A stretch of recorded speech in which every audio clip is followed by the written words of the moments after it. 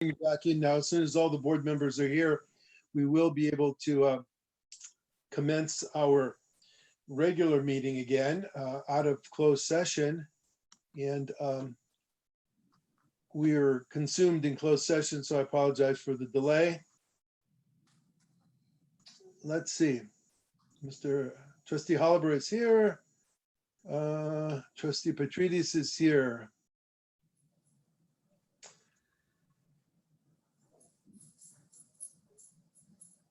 And I'm getting a caption on my screen. How do I get rid of that?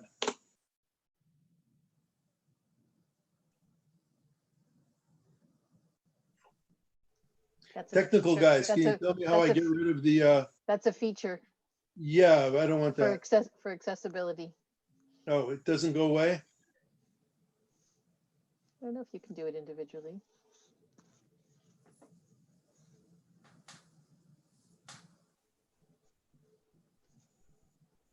Let me see, Trustee, if we could a way to remove it. Yeah, if you could, because it's right on Trustee Goodman and I can't see Okay. it.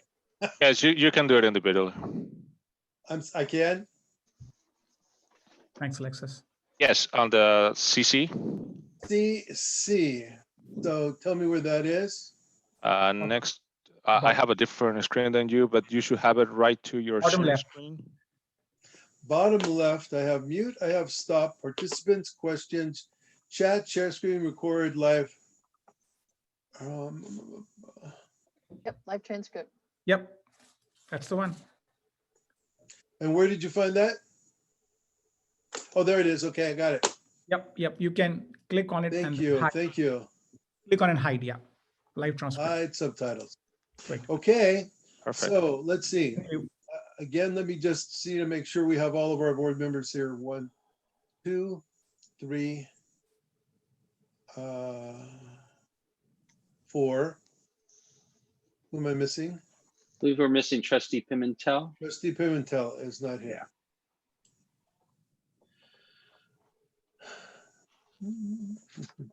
And Board of Trustees, you know, I discovered while we're waiting, I discovered a feature. You may already know about this, but if you have a computer, at least on mine, you can click and drag the squares, so you can put yourselves all together in one row. So I've got you all on the top row, just so you know. It's kind of a nice feature, because I know sometimes it's hard to see when you have a conversation. So you might want to give that a shot. I'm reluctant to try anything new because I might just lose everything. Okay, let's see. We could have a session maybe tomorrow, day after, Trustee, to show you those features. Okay, thank you. I appreciate it. We'll Yeah, have a I'll little practice session. Sure. I'll follow up. Thank you. Thank you, Devin. Anyway.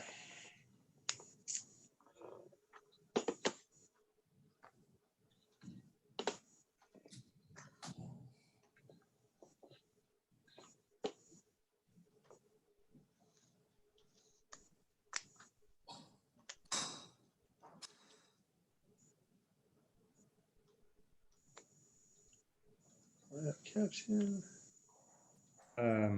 Alexis, it appears that Trustee Pimentel is in the attendees if you want to move him over. Sure.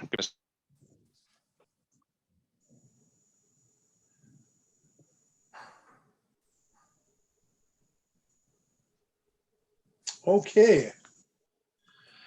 All right, all of the members of the board are present, and so I can call to order the open session again. And Vice Chancellor Bailey, can you please call the roll? President Nuris, Here. Vice President Holliber, We see him here. He's here. Trustee Goodman, Here. Trustee Petridis, Here, Trustee Pimentel, Here. Student All right, Trustee everyone. Jeanette. Here. Also in attendance are Chancellor Clare, Kenyatta College President Moore, Skyline College President Marino, College of San Mateo Interim President Lopez, Chief Financial Officer Slater, and District Academic Senate President Wallace. Thank you very much. So we have everyone here. If we can put up the flag, we will have the Pledge of Allegiance. Please join me. I pledge allegiance to the flag the United the States United States of America, and to the republic for which it which stands, stands one one nation, nation, under God, God, indivisible, indivisible, with liberty and liberty, justice for all. justice for all. Who- Thank you. Okay, now that we have reconvened to open session, let me announce that no actions were taken in closed session. So the next order of business will be for us to discuss the order of the agenda. And the staff has asked that we rearrange some of the agenda items, particularly 2101, 6B, 7B, 8B, and 9B. These items all relate to the district audit, which will be presented together. And by moving them up, we'd like to discuss them in that order of the agenda. And further, it's been asked that item 210110B, approval of compensation agreement with the city of San Mateo, be considered immediately following the audit items. Do any of the other members have any requests for edits to or changes to the agenda order? All right, is there any objection then to the requested changes? Then we will proceed on that basis. So the next item then would be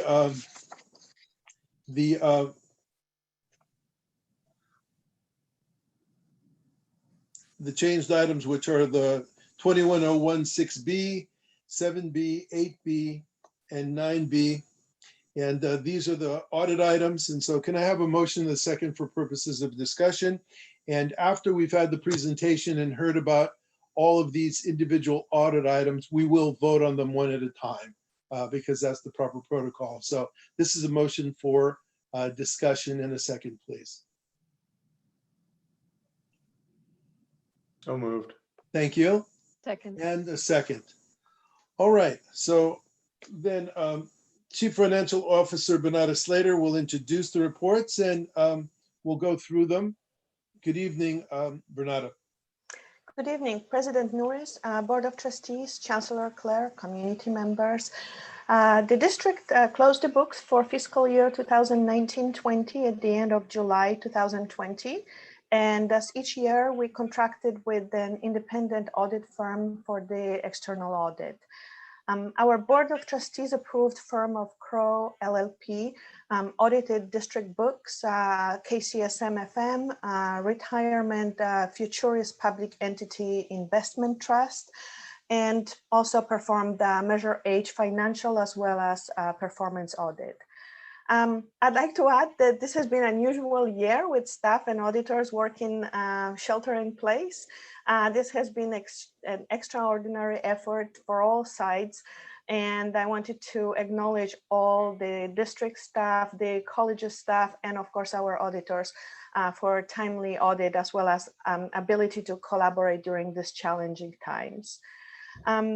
As we present to you this audited financial statements, Jennifer Richard, who is the managing director from Crow LLP, and Colleen Gosser, who is the audit manager for Crow LLP, they are here tonight with us, and they are going to respond to any questions about the audit in general and about the firm's finding and recommendation for the district. Thank you. Thank you. Good evening, ladies. Good evening. Thanks, Bernarda. Thank you, everyone, for having us here this evening. I'm Jennifer Richards. I'm the managing director on these audit engagements and happy to be with you to present our results. My audit manager, Colleen Gazer, is here as well, and I'm actually going to hand it over to her to walk through our audit results. Thanks, Jennifer, and good evening, everybody. I think I'll start by agreeing with Bernarda that this was an unusual year, but I'm happy to be here to present the results of our audit. There are several reports that I'll be walking through tonight, and the first one will be the district financial statements. Given the number of reports and the size of some of these reports, I won't be sharing my screen, but if anyone has any specific questions on any pages of the report, we'll pause and take some time to take a look at that. to start off, I will start with the district financial statements themselves. And for June 30th, 2020, we were tasked with auditing the business type activities, the fiduciary activities, and the discretely presented component unit of the district. And at the top of page 2 of our report is our opinion. And as of June 30th, 2020, we issued an unmodified opinion. This is the highest opinion that we can give on our financial statements, meaning that we believe that the financial statements present fairly in all material respects the respective financial positions of the business type activities, fiduciary activities, and discretely presented component unit. There are several other opinions that we have in this report. So mind me while I scroll down to some of these. And beginning on page 87 is where we have our opinion on state compliance.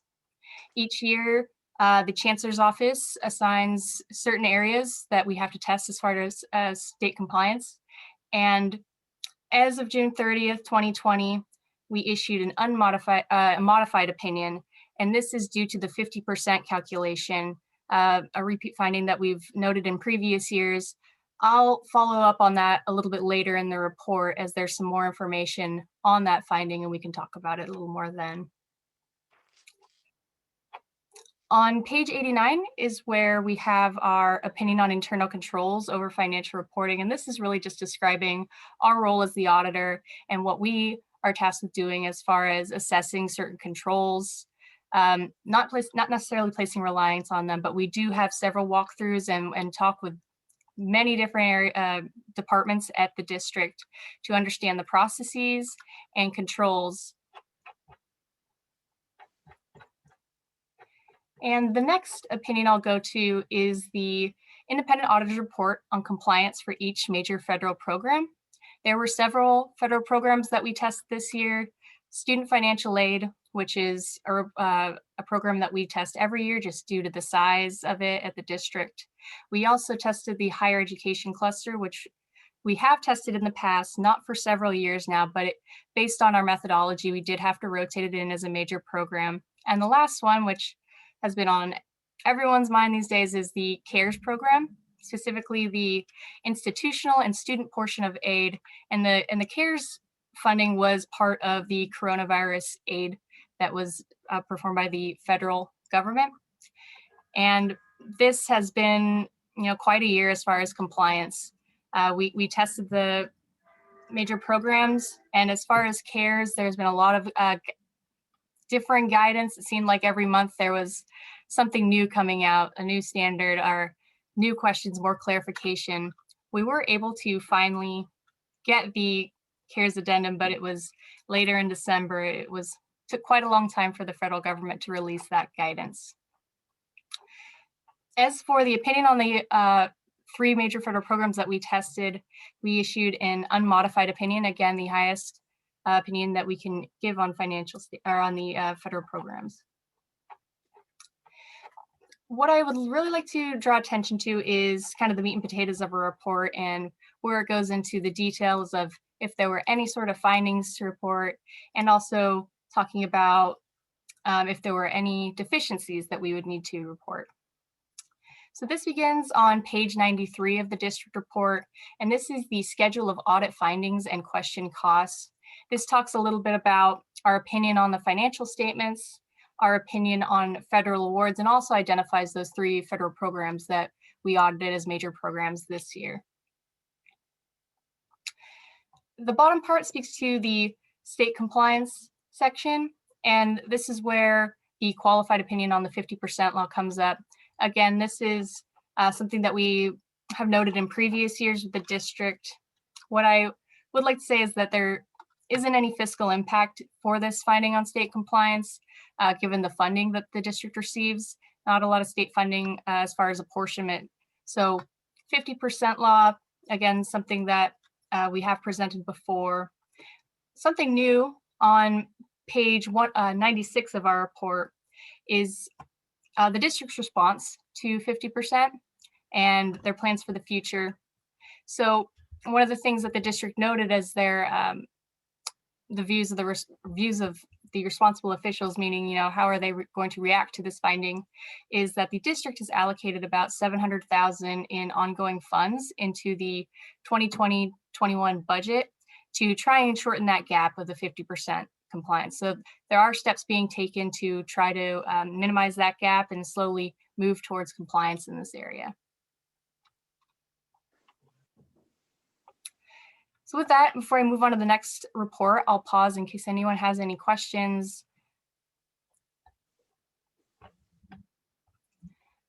President Norris, Yes. may I just ask a quick question of our Yes, auditors? absolutely. And thank you so much for your work. My name is Mike Clare. I'm the Chancellor of the district. And I always preface this by warning you that I was too a former auditor, so I understand this stuff pretty well. I'm just curious on the district audit report. You don't have to answer for the rest. You talked about internal controls, and we're very mindful of internal controls, particularly now. Can you talk about, and I don't need a long explanation, but you did your walkthroughs. Did you also do compliance testing on those controls to determine whether they were functioning as documented? Yes, yeah, there are certain areas that, given the risk of or dollar amount, say, of the account, the potential impact it could have the district, we do test controls specifically for payroll. We select a sample of new hires, people who have had pay changes or terminations. We also test the reconciliation process that takes place. And for those areas, we did not have any findings that would end up on the report or really impact our testing, but that was one of our key areas of focus. Internal control also kind of stemmed into the state compliance this year. The state added a new control or a new compliance area for SCFF management, and that's really how the district is reporting their information to the chancellor's office. So this is the first year they added something to the CDAM for us to review and give our opinion on. We also had several walkthroughs of the district IT staff, individuals who are in charge of reporting to management, and talked about, what's the process for making sure that the information is accurate that's being sent to the chancellor's office? Is there a pre-review before it's sent, a post-review? So that was a new area that we also looked into. And just overall, with all the changes that happened this year, it was pretty important that we looked into, IT controls, and we had a lot of walkthroughs with different personnel at the office, asking them, how have processes been, how have they changed with COVID, having to move, the workforce completely remote. So that was also an area of higher risk that we thought we should really talk to several different departments about and just ask, is there anything that might have slipped through the cracks so that we should be really looking at closely? Thank you so much. And Yes, Trustee Pimentel. I just have two questions. The Yes. first is, in your review, do you think the district is at any risk of being behind pace in being able to pay for its retirement obligations for our employees over the long term in terms of contributions to PERS or other post-employment benefits? Well, for the PERS and STIRS, that's a little bit difficult to tell. We have to do a pretty complicated calculation to determine the year-end liability. As far as risk, we don't put too much risk on the STIRS and PERS piece. I can't speak to the OPEB, and that's actually one of the reports that I'll go over next. I don't want to steal away the thunder of that one, but the district is in a very good financial position when it comes to OPEB and the other post-employment benefits, the money they have set aside to pay those future obligations. So they're doing what they were in a very good spot as of June 30th, 2020. Thank you. And my second question is, did you look at all in comparison on the bond spending? And again, this may be one of the other reports. Did you compare at all what was spent versus what was actually promised to the voters in the bonds themselves? Yes, that's an excellent question. And we actually have a report that we'll be going over. As part of law, we are required to do a performance audit over the bond funds to ensure that they're being spent appropriately in line with what the board has approved and also what the voters approved as part of passing that bond. So thank you. I'll wait for that show. Okay, sounds good. Trustee Oliver. Thank you. So where are we at the 50%? What percent are we? Let's see if we have that noted here. 42.46%. It's on page 84 of the report. Okay. So that's actually dropping, I believe, from the prior year. I don't know if you do a comparison in there. No, Trustee Hollabar, it's actually slightly up from prior year. Not much, but it was a little bit up. Okay, thank you. Other question is, in a way, following up on Chancellor Clare's question. It has to do with the, I guess, the scope of your audit. So when you're looking at internal controls, and you mentioned payroll, for example, as an area of interest, are you looking at, or are you looking to see if our staff is looking at whether items are board approved? For example, when someone separates from the district, are you looking to see that whatever is provided to that separating employee is in fact a board approved, and recorded in our minutes? What we do over the payroll, specifically the terminations, is we're looking at the actual department itself. So most of our controls, when we do those, we're making sure that, when we talk to the individuals in the payroll department, they describe to us the process of how they receive the information, what signatures they need to see before making that change in the system. We ensure that the individual was coded correctly, or that someone is making sure that those individuals are coded correctly, being processed correctly. So we're really looking at, here's what you told us your control was. HR, payroll needs to sign this form. The college president needs to sign this form. We're making sure that it's going through the proper approvals, not so much at the board level, but really at the department level, since we see them as the ones who, that's the higher risk area of, they're working day to day in the payroll system and in HR documents. So we've really focused on the processes there, the people who are in fact handling the control and the kind of the process owners. So if actions require board approval, and there is not the proper board approval, your audit would not identify that. Not necessarily. I mean, what we're looking at, we request all the terminations, the new hires, basically every single change that went through the payroll system. We don't trace it back directly to the board reports. We're really saying, you made this change in the payroll system. Was it authorized? Mm-hmm. And did it go through the proper processes?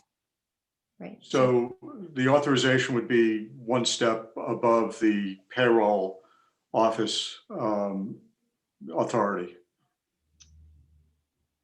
Right. It's typically the college president, I believe. Do you have an opinion on whether or not there should be a check against the minutes of board meetings to determine whether or not these actions are in fact board approved? Is there a practice elsewhere that you know of doing that? Not typically. It's not typically something we look at. If you were to view it as a key control, it's something we could look at. But typically our risk, from an audit perspective, would be that terminations are being made in the system that weren't authorized. And we want to make sure there's a separation between the individuals in payroll who can terminate an employee and the fact that there's actually a personnel action form and the employee actually was intended to be terminated. I mean, I don't see a whole lot of audit risk from that standpoint if there's an outside approval and it's someone outside of the payroll department, but would be curious if you have input on that. That might be an item for the audit going forward. Well, no, and it's not just terminations. Any payroll action, raises, promotions, granting of benefits. That so as a standard practice, I think what I'm trying to get to is standard practice when you or another auditing firm conducts an audit, you're not saying show the approval for whatever that is, a termination, a hiring, a promotion, a granting of extra benefits as having first been board approved. It's outside the scope of what you do. Yeah, very typically. Yeah, Okay, exactly. thank you. Just curious to know what that process is. Thank you. For sure. Any other questions at this point? All right, thank you, ladies. You can continue if you like. The next report that I will be going over is the KCSM FM audit report. And forgive me, I have to find it. I have many reports open right now. Okay. So on this report, our opinion again starts on page 1, but really the bulk of our opinion is at the top of page 2, where we have our opinion. And it is for June 30th, 2020, we issued an unmodified opinion, meaning that we believe the financial statements presented fairly in all material respects, the position of KCSM FM. And one of the major things that we focused on this year, because given the nature of KCSM FM, was how operations might have changed given COVID. So that's one of the things we took a look at year over year to see, hey, was this impact, how much was the impact of COVID on this business line? And the KCSM FM was able to increase their net position actually as of June 30th, 2020. And we didn't really see any significant impact from COVID, although, everyone's work life changed at that point. As far as the operating results, while they did decrease a bit, it was pretty in line with what we expected as far as the last 3 months of the year being a little bit different than the first 9 months. What I do want to point out in this report is a new disclosure that we have for this year. And this is actually a disclosure that you will see in all of our financial statement reports, including the district and the bond. On page 17 of the KCSM FM financial statements, we have a COVID-19 impacts disclosure. And this is a disclosure that we've basically been putting across many of our clients in the community college district. Because of the nature of COVID-19, we can't tell exactly what the future will hold. So we do have a disclosure in there noting that COVID-19 has disrupted business, normal business operations, and there's a high level of uncertainty going forward. So while it may not have a fiscal impact that's measurable, we do disclose that, the high uncertainty level and thought it was important for users to be aware of that.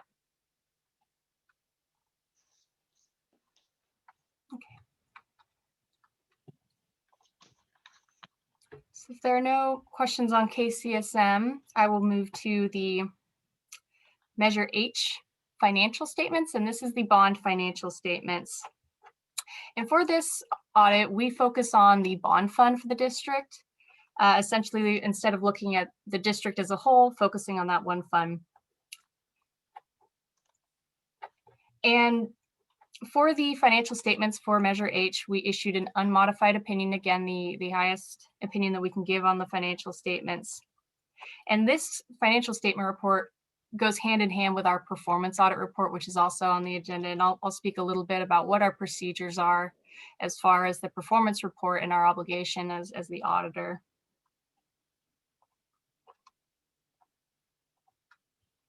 Okay. So the Measure H 2020 performance audit report, the biggest piece of our report and kind of the background information that I think is helpful for all the users to read begins on page 2, where it goes through the legislative history of Prop 39 bonds, the history of the bonds at the district, when they were issued and the total amount, and the uses that they were, and the uses of the bond per the measure that passed by the public. Beginning on page 3 is the objectives of the audit and scope of the audit, and also our procedures performed. This is also, the most important part of this audit is where we talk about, what we're what is our objective for the audit? What are we focusing on as part of our performance audit, and the exact procedures that we performed to ensure that the funds are being spent in accordance with the bond measure and what the board has approved as projects. So for 2020, for our performance audit, we obtain a list of all the expenditures that have been made using bond funds for the year, and we pick a sample of both payroll-related expenditures and non-payroll related expenditures, you know, just your regular invoices. For 2020, we selected a sample of 34 expenditures, approximately $39 million worth of expenditures. And we randomly select these from large construction projects down to maybe minor invoices, not as significant as you might see for $1 million construction project. So at the bottom of page 3 is our conclusion. For the performance audit, the results of the test indicated that San Mateo Community College District was expending Measure H GO bond funds in accordance with the measure, in accordance with what was approved by the voters and the board approved.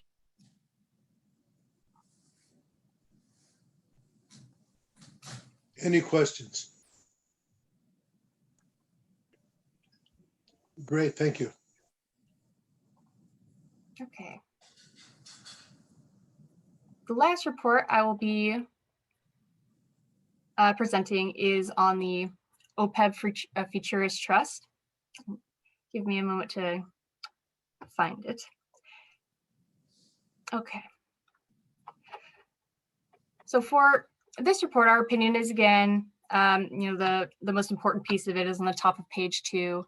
For OPEB, we issued an unmodified opinion. Again, the best opinion that we can give on the financial statements. Each year, we focus on not only the actuarial report that the district has to get to estimate their future liability in relation to OPEB, but we also, this report is focusing on the assets that are set aside in a trust to fund that future obligation. The disclosures talk a lot about the different investments, but the bulk of the information here is in the required supplementary information, and that's what I want to draw everyone's attention to, specifically page 12, which is the schedule of changes in net OPEB liability and related ratios. So this is where we review the actuarial report, make sure that the assumptions that were used by the actuary are accurate, they seem in line with the actual investments that the district has, the individuals who are covered in OPEB. So for this schedule, the total OPEB liability as of June 30th, 2020 was just a little bit below 118 million. The next section goes down to the fiduciary trust net position, the assets that have been set aside by the district to fund that future future liability, and that was standing at 128.5 million. So in this unusual case, we don't see this at a whole lot of districts. There was actually an OPEB asset, meaning that the funds that the district has set aside in the trust was 10 million above what the future expected liability is. So that's a very good position to be sitting at. And again, not something that we too commonly see at our districts that we work with. And the remainder of the report really talks about the different assumptions that the actuary used for the calculation. There's a third party that gathers information from the district to determine, based on these assumptions, inflation rate, healthcare costs, payroll increases, we project that your liability will be X amount of dollars. So this is our disclosure as to what the actuary reported on for June 30th, 2020.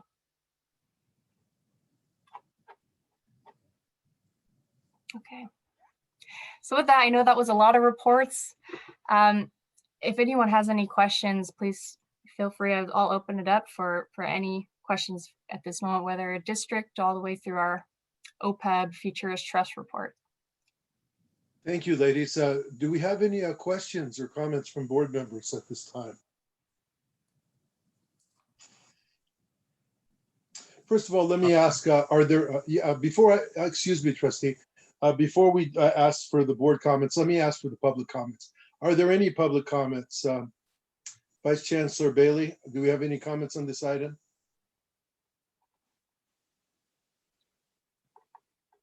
Do we see any hands up? President Norris, Vice Chancellor Bailey lost power at his house. So is there someone, whether it's Dahman or someone else, can you help us monitor the, Sure. see if we have any questions? Yeah. Yes, if somebody has a question, please raise your hand. There you go. Yes. Okay, so can you tell me, Dahman, is there anyone that has a question or comment on this particular item? Yes, sir. Maxine Turner has her hand raised. All right, thank you. Good evening, Maxine. Good evening, President Norris. I really was not intending to speak, but I just want to make an overall comment. I personally see absolutely no difference between the performance audit and the regular audit if all they're looking at is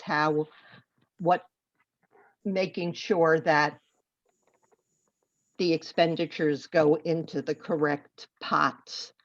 I'd really like to hear from on the performance audit, whether the auditors actually read the bond measure, what was presented to the voters, and then looked at what projects were identified, because a project that cost about a third of the $338 million bond was never listed as a project. It's a gym, and it wasn't included on the priority projects, modernizing math and science classrooms. So I'm not an auditor. I don't really know what a performance audit is supposed to be. But other than meeting a legal checkbox, I don't think you give the board or the voters really any help in assuring that the bond money was spent appropriately.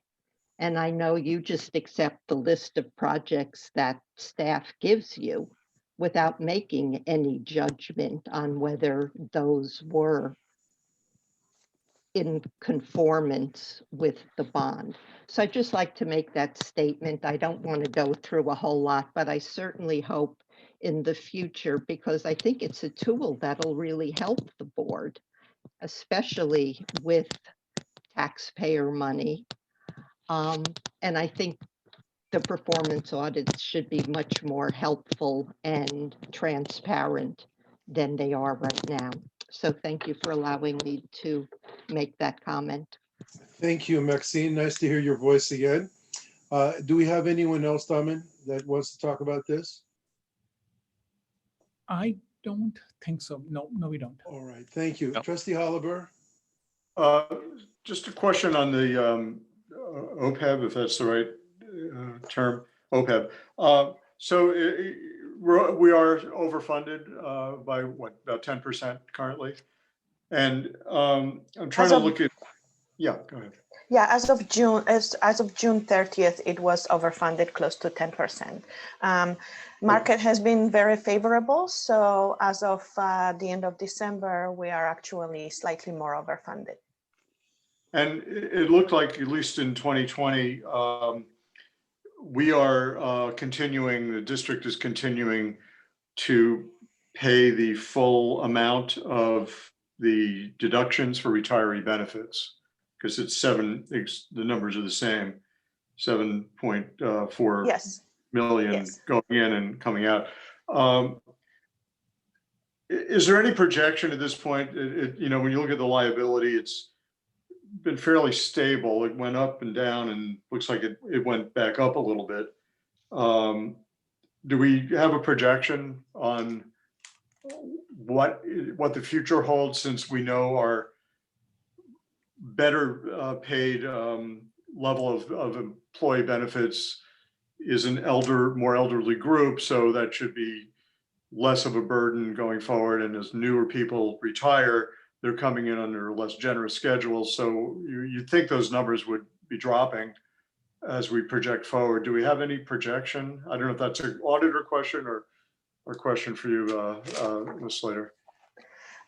Trustee Hullaber, so each year we actually conduct actuarial study, and those numbers do change, as you just aptly mentioned. That the total liability has changed from one year to another. We're currently, and it's always a point in time, fully funded, and we have some excess of funding in our OPEB. Every year, so this year as well, we will contract with actuarial services, and we will conduct another study. And most likely those OPEB liabilities will shift slightly. We don't expect a lot of changes, but we don't know what the impact of COVID-19 might have on the actuarial liability. With that in mind, we have funded the OPEB liability for all those employees that have been already retired. And this is the 119 technically pays for all the OPEB liabilities for employees who have already retired. We still are charging ourselves 3% now, and that's what's called service cost.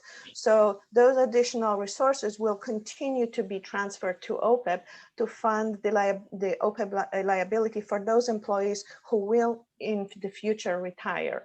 And that is because our plan currently doesn't cut off any of those post-employment benefits if they met the specific criteria. I hope that helps. Thank you. Thank you. Any other board members have questions or comments? All right. Yes, Trustee Pimentel. Sorry, just picking up on the question that Maxine Turner raised. I'd like to, as we move forward to approving or voting on each of these audits, I'd like to note that in our future audit for bond performance, I'd like to cover the point and do the analysis that that she suggested. And my vote for accepting this audit will be, I guess, with that caveat that our future audits will include that analysis. Any other questions or comments from board members? All right, so we are at the point now where we're going to be voting on these items. And so the first one is 210106B, receipt and acceptance of the 2019-20 district audit report. All in favor say aye. Aye. Aye. All opposed? All right, it is carried. The second item is 210107B, 07B, which is a receipt and acceptance of the 2019-2020 KCSM audit report. All in favor say aye. Aye. Aye. All opposed? Carried. The next one is the 210108B. That is the receipt and acceptance of 2019-2020 general obligation bond, financial and performance audit reports. All in favor say aye. Sorry, may I make a point of order, Mr. President, that that we include the in this motion to approve the audit, that next year's audit will include the performance standard? I think probably I would suggest this. I don't know what the criteria are for audits and what is the proper format for it. And therefore, I think we need to direct that to our CFO and see if that is something that auditors do. I don't know that they do. And I personally don't have that knowledge, and I don't know if you do either. So to put it into a motion that might question the validity of the report might not be the right place to do it. I accept your concern for it, and I think it should be addressed, but perhaps not in that motion, if that's acceptable to you. Fair point. That's fine. Thank you. All in favor say aye. Aye. Aye. All opposed? Motion carried. The last one is 210109B, receipt and acceptance of the 2019-2020 Retirement Futurist Public Entity Investment Trust Audit Report. All in favor, say aye. Aye. Aye. Aye. All opposed? It is carried. With that, I would like to thank our auditors again for all of your work and for coming out here tonight, making these reports to us. And also, I would like to, on behalf of the board and the community, commend and thank CFO Slater and your entire department for the good work that you've done, and which is reflected in these reports, which show that the district is operating in a way which is appropriate and in the best interest of the public, as demonstrated in the report. So thank you, CFO Slater, and please convey our good wishes to the rest of your staff. Thank you, I will. Okay. Before we leave this item, or now that we have left this item, Yes. may I ask the district staff to report back on the question as to how we would conduct a performance audit, analyzing the bond language compared to the actual spend. Thank you. Okay. I'll check with our auditors on this item and we'll get back to you.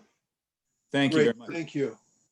Okay. Can I just Yes. add that in the future, we get the audits at least a week before the board meeting. This is a very important item that is, you can't really view it on, you go nuts trying to view it on a computer screen. Having hard copy with a week would really be very helpful for me, maybe other trustees as well. Yes. Second. Understood. Thank you. We will make sure that we provide the hard copies for you. Okay. Thank you. I received some, I think today in the mail, but at least I got it today. I have my hard copies. All right, then. Again, thank you everyone who was participating in this item. We're going to move on now to the City of San Mateo agreement. This would be item 210110B, approval of compensation agreement with the City of San Mateo pursuant to Health and Safety Code Section 34180F. Can I have a motion and a second, please, so we can discuss this report? So moved. And a second? Second. All right, so I do have a motion and a second. We have Barbara Christensen. Hello, Barbara, how are you? Who is an advisor and consultant to the Chancellor's Office. And I believe we also have Katie Kleinbaum, Assistant City Manager for the City of San Mateo, that we would welcome to our meeting tonight. And thank you for coming as well. And perhaps you can move forward and tell us a little bit about what we are dealing with here tonight. So I think I will start, and then thank you. Kathy will present a very short little PowerPoint. But we've been in discussion with the City of San Mateo for the last 6 to 9 months. And when I say we, it's the county, the high school district, the elementary school district, and the college district. We feel confident that the zero value placed on these properties is accurate, and for a number of reasons. One, that the city is ground leasing the land for $1 a year for 99 years. Two, that the city is contributing almost $14.3 million to the development of 2 projects. And without that money, it would not have been feasible. And yeah, okay. And then the garage, so for the housing, it's going to be fully affordable, 225 units or 226 units, and 25% of them are going to go for public employees. So we felt that we were getting a good benefit from that, and the community is getting a great benefit from that. The affordable housing is much needed in this community. So we were fine with the housing being at 0. We were fine with the garage being at 0, except for the fact that the city would be collecting the parking revenues. And so we reached an agreement that we will share revenues after the city is repaid, its $5 million. And if the city hasn't been repaid $1 million of that $5 million within the first 10 years, that provision will go away. So Kathy, do you want to start your PowerPoint? Absolutely, thank you. Just give me a moment to share my screen. And Kathy was very helpful in our discussions of all of this. It was very, we were all very agreeable about this. Thank you so much for having me tonight.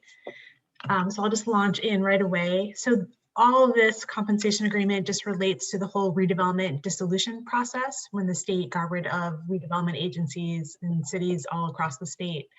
As part of that process, redevelopment agencies had to develop a plan for disposition of property that they owned.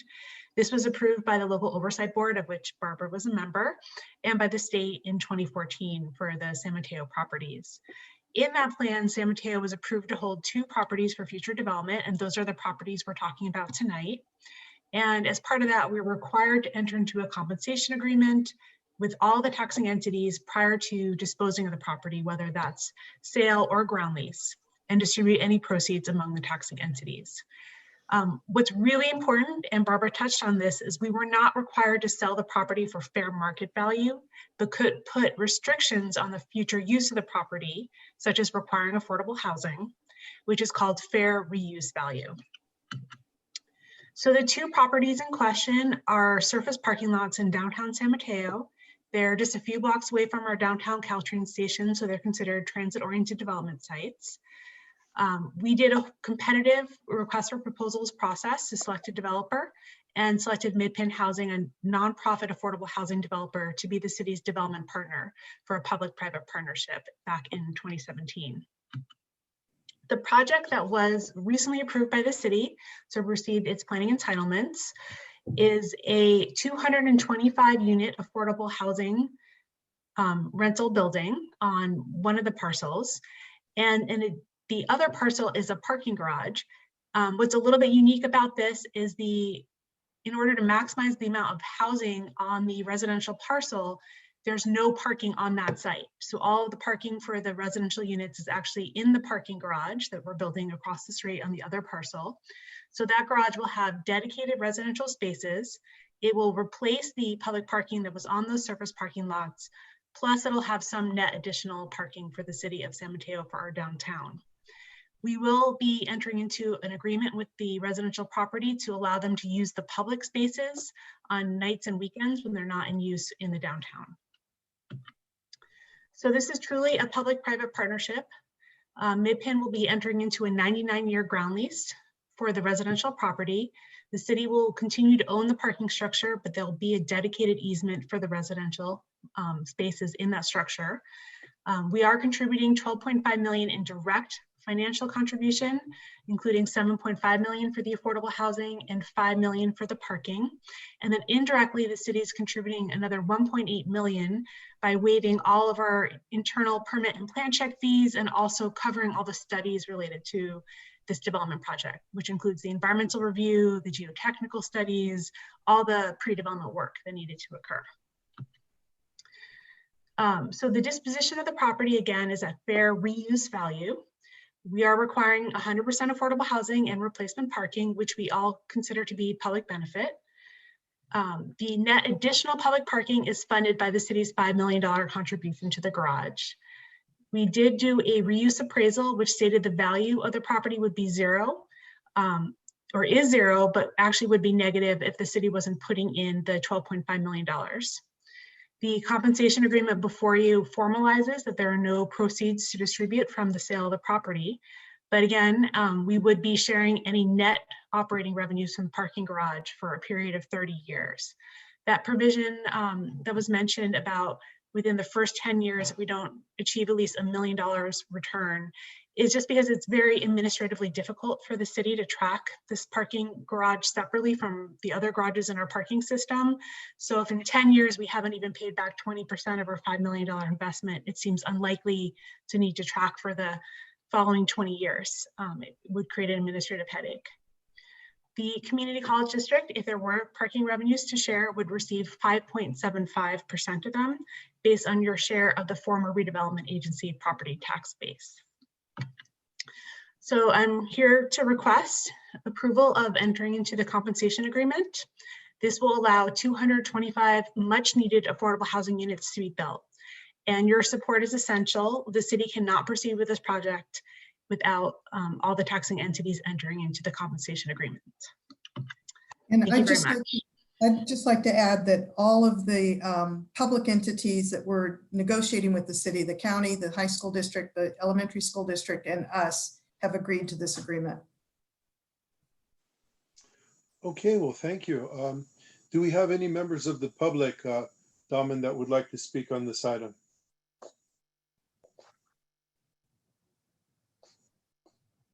We don't have anyone at the moment. Thank you. Trustees, any questions, comments on this item? Yes, Trustee Pimentel. It's a good project. It's a net community benefit. I move that we accept the recommendation. Oh, thank you. We have the motion at the beginning, so we're good on the motion. Thank you. And I think you made the motion. Trustee Haliburton, you're unmuted. Do you have a comment? No. Okay. All right. Well, we have a motion and a second. All in favor say aye. Aye. Aye. Any opposed? All right, then the motion carries. Thank you very much, Barbara. And thank you, Kathy, for coming and making your presentation. And we wish you much luck with this because as Trustee Pimentel has said, it's a great project for our community to offer housing at this particular level. Thank you again. Thank you. You're welcome. May I add one other thing? Because I'm Yes. this meeting, but I understand that you're going to be voting on the funding for the housing development, and I'm very interested in that. I'll be following up on that tomorrow. All right. Thank you. Good to see you. Take care. Thank you. All right. Bye-bye. Bye now.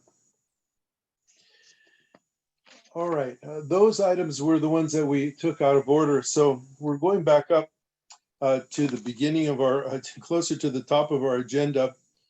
And we are at this point, if I'm not mistaken, presentations to the board by persons or delegations.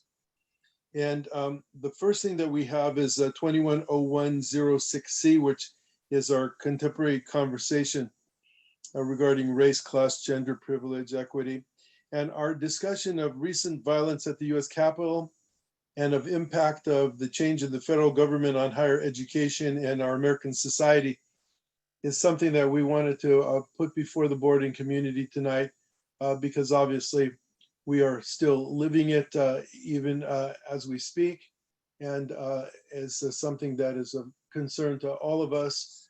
And so I open it to the discussion of the topic to board members at this point.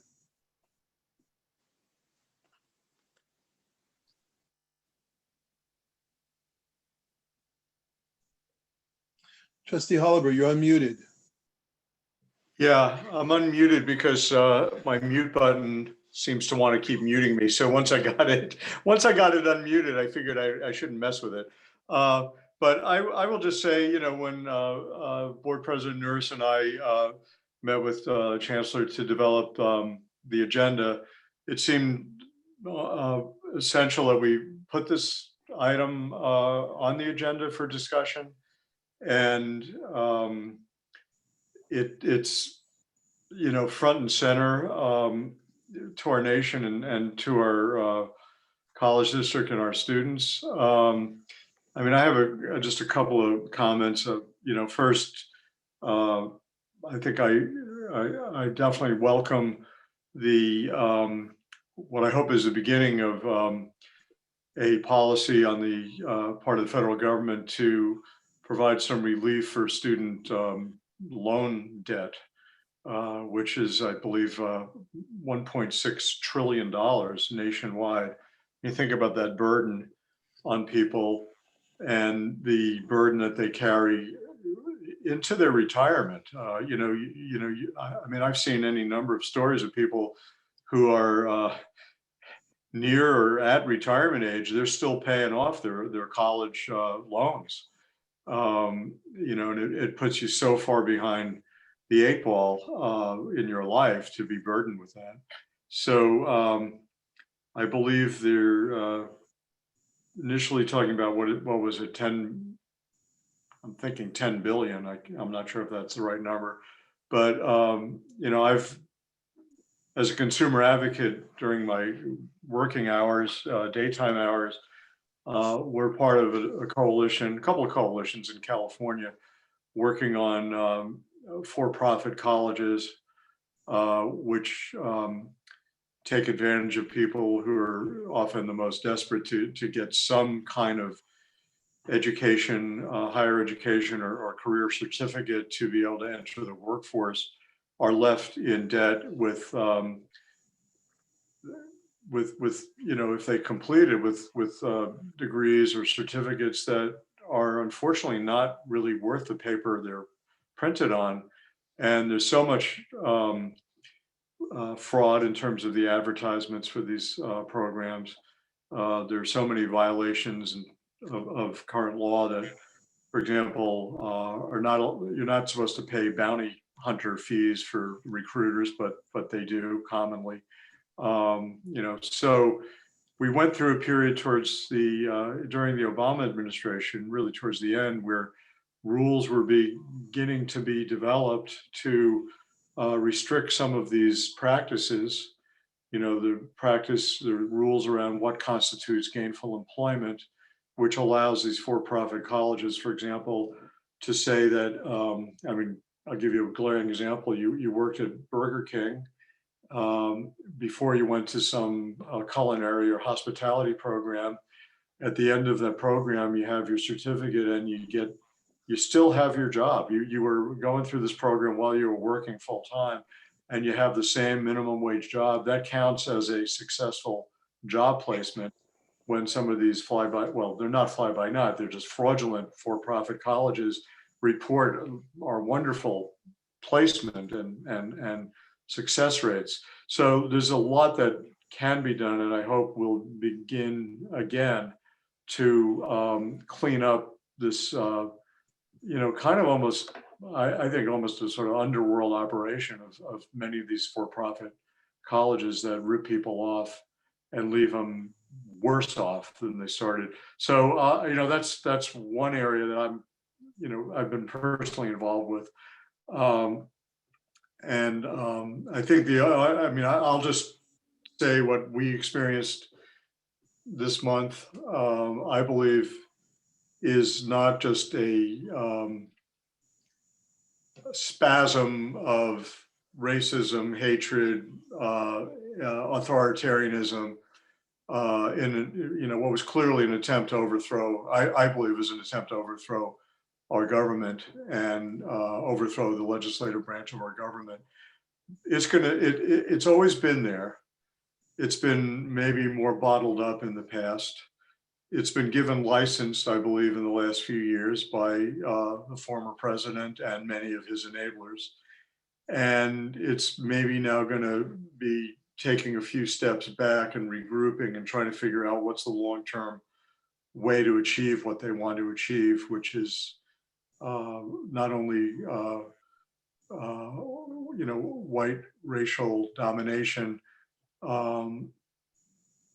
It's just the destruction of our democratic system of government. So I'm very concerned about it. In a way, I think I've been concerned, but until I saw what happened on January 6th, I feel like we're you know, that was more than a wake-up call. And it requires a lot of different kinds of strong response. I'll just stop there and see if anyone else has any thought. Yes, Trustee Pimentel. Building on Richard's point, I think there is a massive problem nationwide in both areas that he described. And while we would love to be able to influence the national dialogue, it's a bit beyond our control. What is within our control is being able to influence how our school district deals with it. And I think the point about the fraudulent for-profit exploitative vocational training schools should be a primary objective of our board to put those guys out of business, not necessarily through regulation, but by offering a better product at a better price at the community college. We have the resources to do it. We have a great team that's in place making their best effort at it. But I think that it's incumbent upon us to think about improving that and investing more resources into our career technical education and the marketing of those programs, so that the exact students you're talking about, Richard, are not attracted to those false appeals, but actually become our students who can get the kinds of results that our students enjoy. So I know we're talking about tuition-free or free community college, and sometimes that dialogue ends up moving or centering around transfer students and doing their lower division work. But I think it's even more applicable to career technical education and helping folks achieve the ability to improve their earning potential by giving them real and legitimate training consistent with what employers in San Mateo County are seeking. So I, for one, think we should schedule that as a study session item and go deep into it in the future. And I'll ask President Nuris to put that on the agenda in a future meeting. And also a corollary to that is the amount of resources that we put into marketing our school district's offerings to exactly those student populations, target student populations. You point out that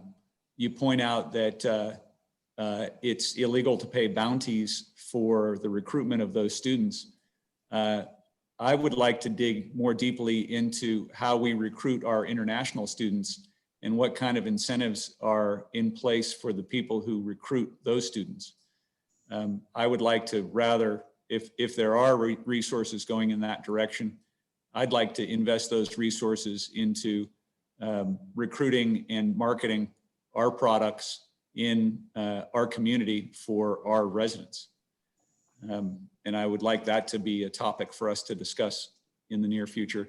And then lastly, I'm also appalled by the lack of basic civic education that seems to be sweeping our nation when folks are duped into thinking about constitutional procedures that are fantastical and have no grounding. I wonder if we as an institution can do a better job of teaching civic understanding. And I wanted to actually defer to our student trustee, Shonette, and ask for her point of view as to whether or not our school does a decent job or at all increasing the civic and social awareness, as well as the basic understanding of how our government works from her perspective as a student. Thank you.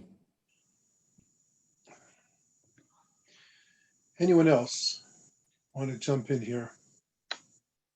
Let me chime in first. First of all, I think those are all important points, and I agree with the educational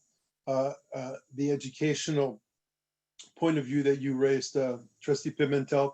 But the kind of stuff that we saw happening isn't something that is the result of someone not having learned it in a book. This is just common sense. People think that they can just go through, and break through the Capitol and do the kind of things that they did. This is not a lack of education. It's just a lack of sensibility and respect for our system of government, and just playing out the things that have been brewing in this country for a long time. And there are no simple answers to it. It's very complicated.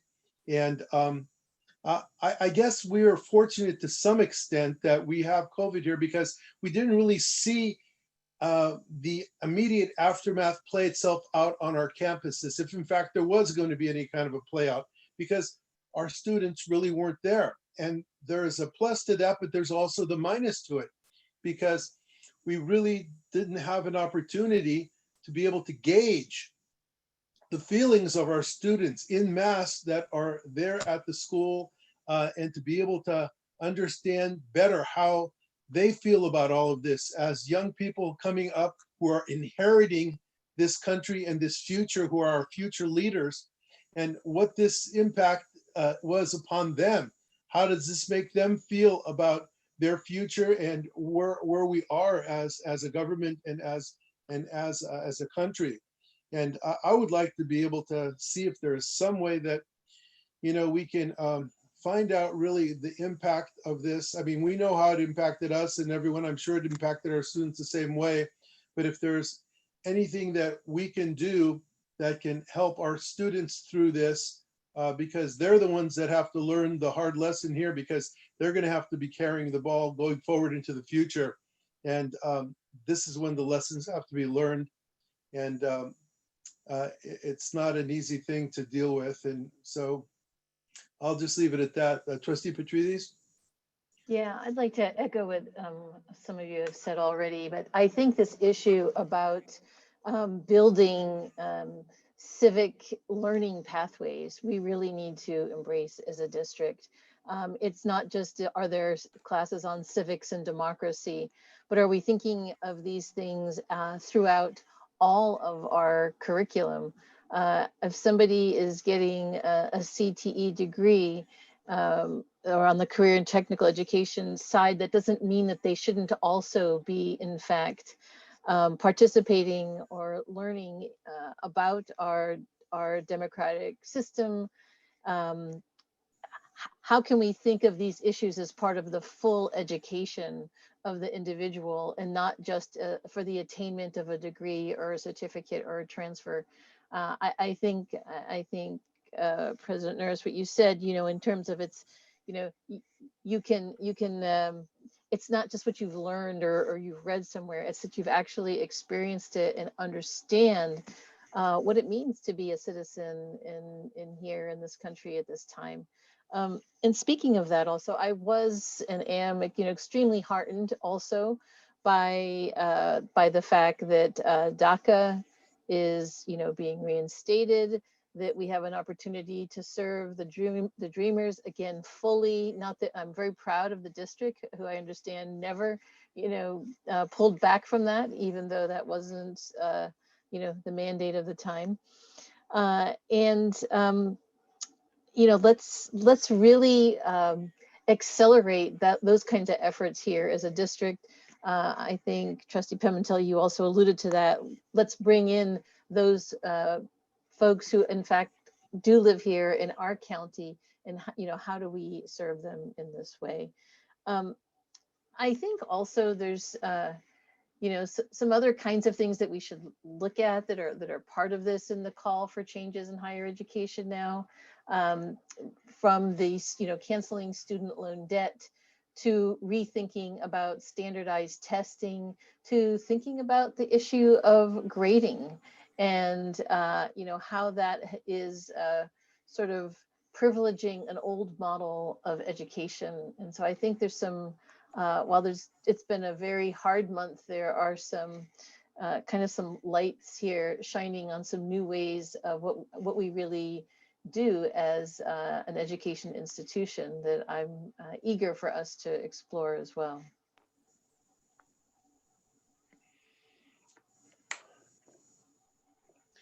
Any other comments? Jeremy, can I go over to you? You've been listening, and I'd really like to know what you think. Sure, yeah.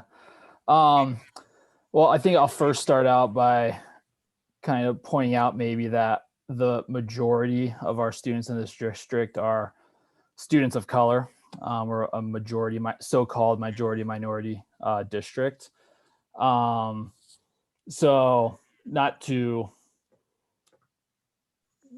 be disrespectful, but this idea of civics is kind of showing a little bit of our white privilege a little bit. Our students of color live civics every day.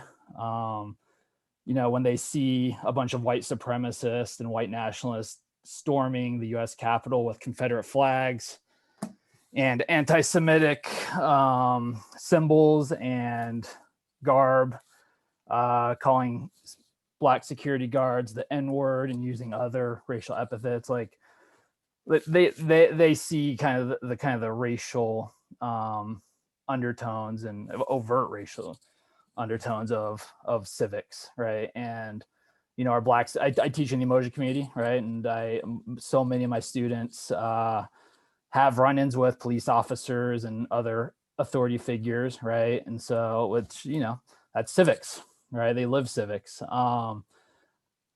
I think that maybe, I don't want to, harp on this too much, but I think the better conversation is talking about ethnic studies and kind of,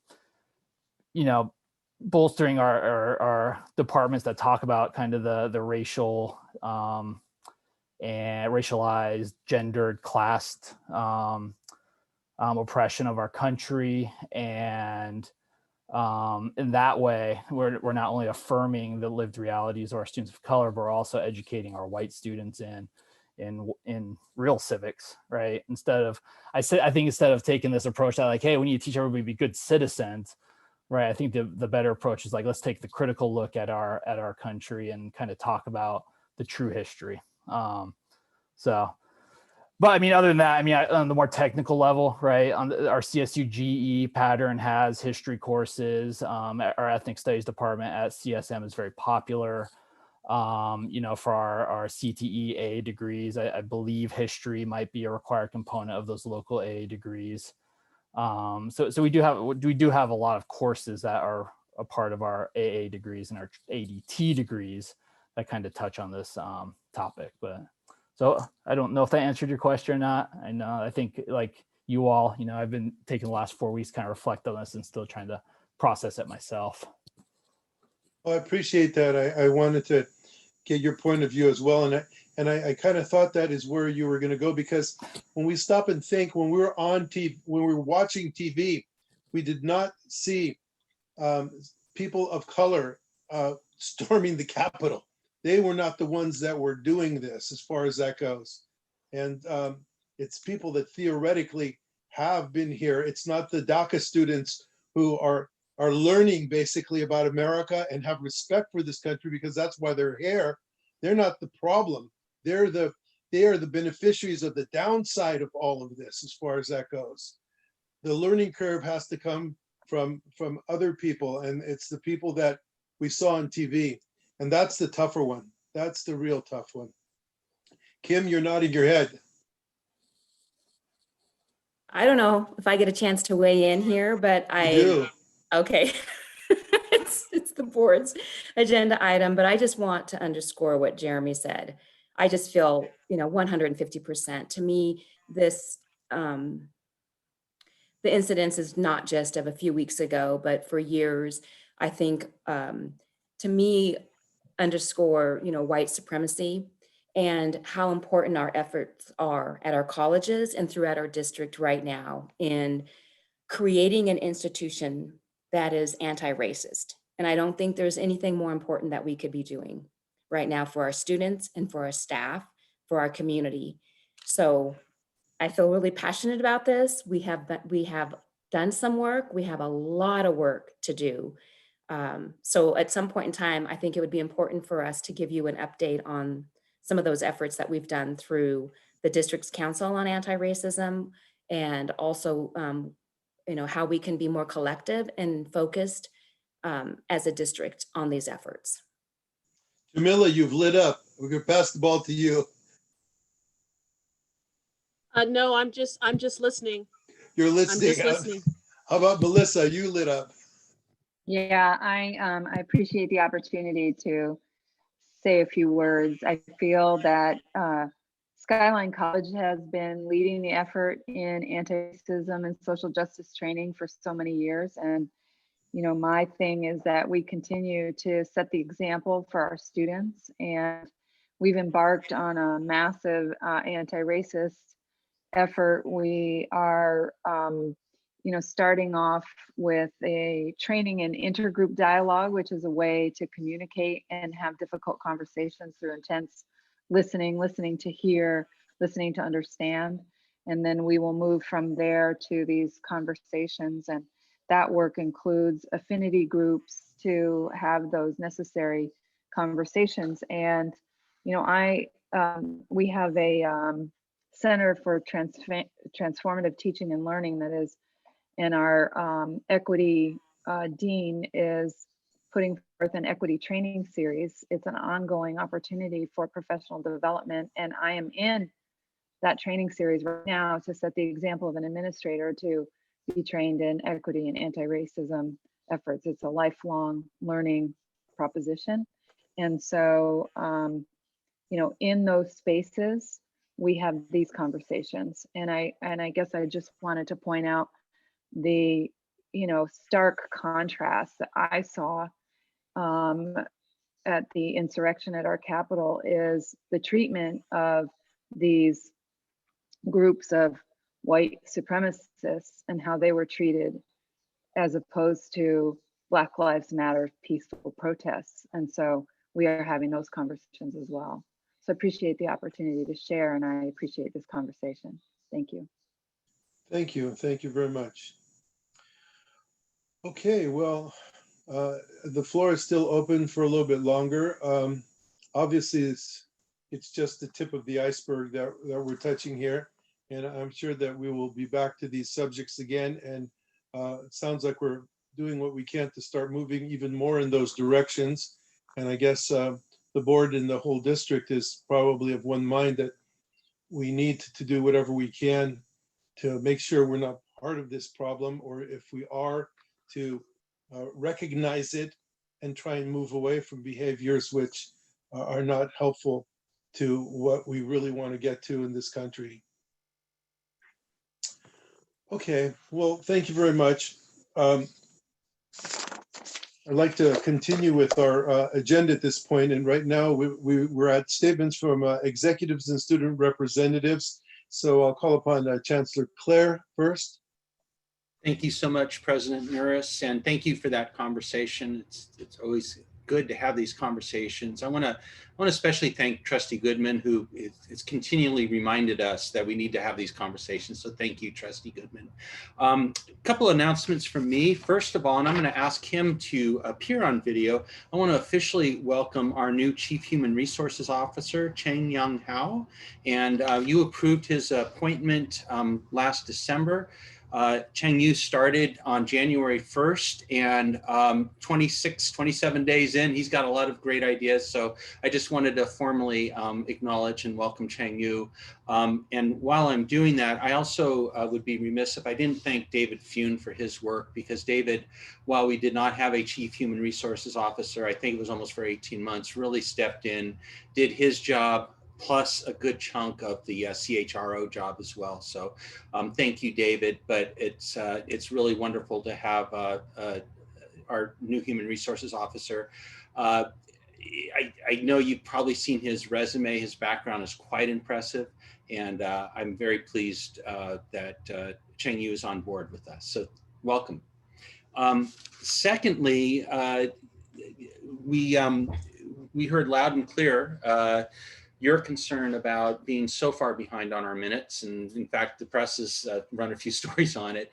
And as you see, you have a whole lot of minutes to approve. And we know that that's not normal. You should only be approving one set of minutes at a time, but we're working really hard to get caught up. You'll see a good portion of the minutes in sort of the new format that we took your direction on. We were a little bit ambitious. We thought we'd have through June 30, 2020 done, and we fell just short of that. But I was on the phone with Vice Chancellor Bailey. By the way, his power is still out, so I don't know whether we're going to see him for the rest of the evening, but he assures me we're on track to be completely caught up by the end of February, which is what we had communicated. And then finally, I want to thank Trustee Pimentel because we were able, kind of on the related note, we were able to, Mitch Bailey and I were able to meet with Trustee Pimentel earlier this week and have a discussion about board policy concerning minutes, but also sort of the broader concept of, the process we need to do to make sure our board policies are, in a comprehensive way are cut up. So Trustee Pimentel, thank you so much. And I'll actually be using your notes that you forwarded as a report to the board in terms of our progress. But I appreciate your help. It was really helpful to us. And that concludes my portion of the report, but I do want to turn it over to the three college presidents if there's anything significant that they'd like to mention. And I'll just have you state anything that you'd like. And if you have nothing, there's always significant stuff, I realize, but if you don't have anything, that's okay too. I'm sure you're doing something. Thank you, Chancellor Claire. Yes. Yeah. Thank you, Chancellor Claire. This is Jamila with Kenyatta College, and I would just like to thank all the trustees who came out during our meet and greet on Monday. And I know that we'll be scheduling in Trustee Norris as soon as we can. It was really wonderful for the cabinet members to get a chance to spend some time with all of you, and we look forward to continuing that throughout the course of the remainder of the academic year. Also, just wanted to say how excited Kenyatta College is that we are hosting Dr. Cornell West and Rick Nahara tomorrow to have a conversation about African Americans and Latinx and the story of anti-racism. It is our wrap up of our Martin Luther King events and also a kickoff, an early kickoff to our Black History Month. So that's tomorrow starting at 4 p.m. And lasting till 6:30, followed up by a panel from 5:30 to 6:30. So we're very excited and wanted to continue to thank the support of the Chancellor and the team. And we are also taking donations for that event tomorrow and through the foundation and their website. And those donations are going towards students and helping our students with basic needs. So just wanted to make sure we shared that with the trustees and with the team. Thank you. If there's no other reports from the presidents, and you do get their weekly reports, so I hope you take time to peruse that. It's full of a lot of good information. But I do want to turn to CFO Slater if you had any report. No report? Okay. And certainly not, last but certainly not least, District Academic Senate President Wallace. No report? Or do you have a report? No report. Okay. I do not believe we have a student report, so that concludes the report, the statement from executive report to the board. Thank you, Chancellor Claire. Let's move down to statements from our other representative groups. Do we have anyone from AFT Local 1493 that would like to speak this evening? Daman? Sure, we have a Kolo Wamba.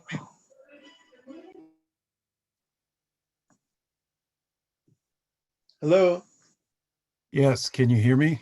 Yes, we can. Good evening. All right. Good evening. My name is Kolo Wamba, and I teach physics at Skyline College, and I'm a newly elected faculty representative to the AFT 1493 Executive Committee at Skyline College. My esteemed members of the Board of Trustees, let me begin by expressing my pleasure at the sincere attention that you've decided to pay to the causes of anti-racism and equity in our district. Clearly, you understand as we do how institutional inequities lead only to inequitable learning outcomes, and you recognize that these must be stamped out wherever and whenever they arise. Indeed, as we have seen, the COVID-19 pandemic and the economic crisis it has triggered have only reinforced deep inequities that were already there, making the issue all the more urgent. The only question then is whether the district's commitment to equity includes the commitment to a fair contract for our faculty. I'm talking about a contract with parity in part-time pay and a meaningful health benefit for adjuncts. Indeed, I would even say that these things should be considered the absolute bare minimum we ought to expect during a deadly pandemic. I happen to know the struggle faced by adjuncts in this district firsthand. I was one myself barely a semester ago. And while going full-time is certainly something to celebrate, it has been for me a bit of a hollow victory. This is because the very inequities that I suffered as an adjunct continue to persist and continue to victimize most of my colleagues. Adjuncts, who I remind you teach fully 7 out of every 10 courses offered by the district. When I was an adjunct, I earned at best about 70% of what an equivalent full-timer would get. And the meager health benefit I received was a reimbursement of a modest fraction of my exorbitant insurance premiums. This is still true of adjuncts in our district today. Then there's the fact that my very occupance of a full-time position in a small way does actually help to perpetuate the deeply inequitable two-tiered system of faculty labor, which I and my colleagues and anyone else who's paying attention find so abhorrent. Our AFT negotiations team have provided you, the board, with a data packet containing facts and figures that underscore the depth of this problem. And so I won't rehash them all here. Instead, here is a quick rundown of what the figures show. SMCCD part-time faculty salaries are significantly behind the other basic aid districts and in the bottom half of all Bay 10 districts, despite our high revenues. SMCCD is the only Bay 10 district that has not formally addressed part-time parity. SMCCD does not pay part-time faculty load-based salaries. Rather, it pays part-time faculty by the hour. And lastly, SMCCD does not pay part-time faculty on a mirrored salary schedule. And as if matters couldn't get any worse, let's not forget that we are, as I said, in the middle of a deadly global pandemic. Somehow, in our district, substantial and meaningful health coverage is not guaranteed to all of its employees, and we are in a deadly pandemic. My esteemed adjunct colleagues, who I'll say again, provide a solid majority of the instruction in this district, do not receive a meaningful health benefit for their work.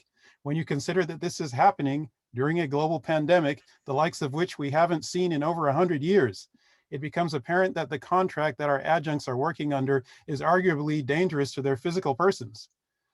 The good news is that we are now in a position to actually start addressing these issues with the board. And our contract negotiations, thankfully, are back on track. We have 5 negotiation dates set and agreed to that are coming up. Part-time parity was and still is our priority in negotiations because it is such a glaring manifestation of structural inequity in our district. Thank you for your attention. Thank you very much for your comments. Is there anyone from CSEA Chapter 33 that would like to address the board? Sure, we have Annette Perot. Yes, good evening, Annette. Good evening. Okay, good evening, board members and everyone else. Our members have worked extremely hard in preparation for the spring 2021 semester, while we continue to make student success a priority. And we look forward to a time in the near future when we can begin to safely return to campus. Thank you. Thank you very much for your comments. Anyone from MASME AFCLIO Local 829, Council 57? None. Thank you, Daman. All right, that concludes then statements from our representative groups. We now move to statements from the public on non-agendized items. I welcome public comment on this particular agenda. I would remind you that you have up to 3 minutes to speak on this agenda item. And if your remarks are cumulative to what's been said before, please keep in mind that there are other people out there that want to speak as well. So we want to hear from everyone, but if we're just going to repeat things, that just cuts into other people's times as well. Daman? Yes, sir. We have Lane Bombs. All right. Lane, good evening. Hello. You know, listening to your comments earlier and Trustee Pimentel, as he spoke about the technical programs, when I attended the College of San Mateo 30 plus years ago, the technical programs were integral. And I was there as a transfer student, my goal to transfer to another university. But I was at the school parallel with students that were doing technical training. And I know that that has fallen off quite a bit and is very, very important because also 30 plus years ago, our high schools filled that gap. and they no longer do. So I am an advocate of bringing back more technical programs so that for-profit entities do not fill that gap. Anyway, I felt inspired to say that. To get to my real point, I want to begin by making a shout out to our forefathers, or should I say four persons of this country, for creating a democracy by which we may all participate. Because of their vision, we may freely share our views and opinions at tonight's meeting. I know all of you in the district administration are working to move forward with a new RFP process for the operation of the SMAC facility. As you proceed, a couple of requests. Number one, please make public the process and timeline for issuing a new request for bids to keep the public and potential bidders informed. It would be great to consider how that review process can be more inclusive of stakeholders. Number two, please also work with administration to update and reassure current staff about the provisions the district will be taking to ensure continued employment. The uncertainty about who will operate the facility appears to be leading to a great deal of anxiety, and we don't want to see attrition take our best people. Thank you for your continued support for improvements in the programs. Thank you, Lane. Daman? Yes, so we do have Sam Chung. All right, Sam, good evening. You have your 3 minutes. Good evening. Good evening, members of the board, trustees. Thank you, board members, for all your hard work during this process of resolving the issues concerning the SMAC and the facility and its management. You are appreciated. I'd like to acknowledge the outreach from Chancellor Clare and his help to try to set up a meeting with the district health officials and us regarding our questions and concerns. That said, I'm here on behalf of the age group roomers and would like to bring to your attention some pressing issues that need to be addressed immediately. Two of the 3 coaches for the age group program resigned last week, leaving just 1 head coach. Another aquatic staff member meant to fill in will also be leaving at the end of the month.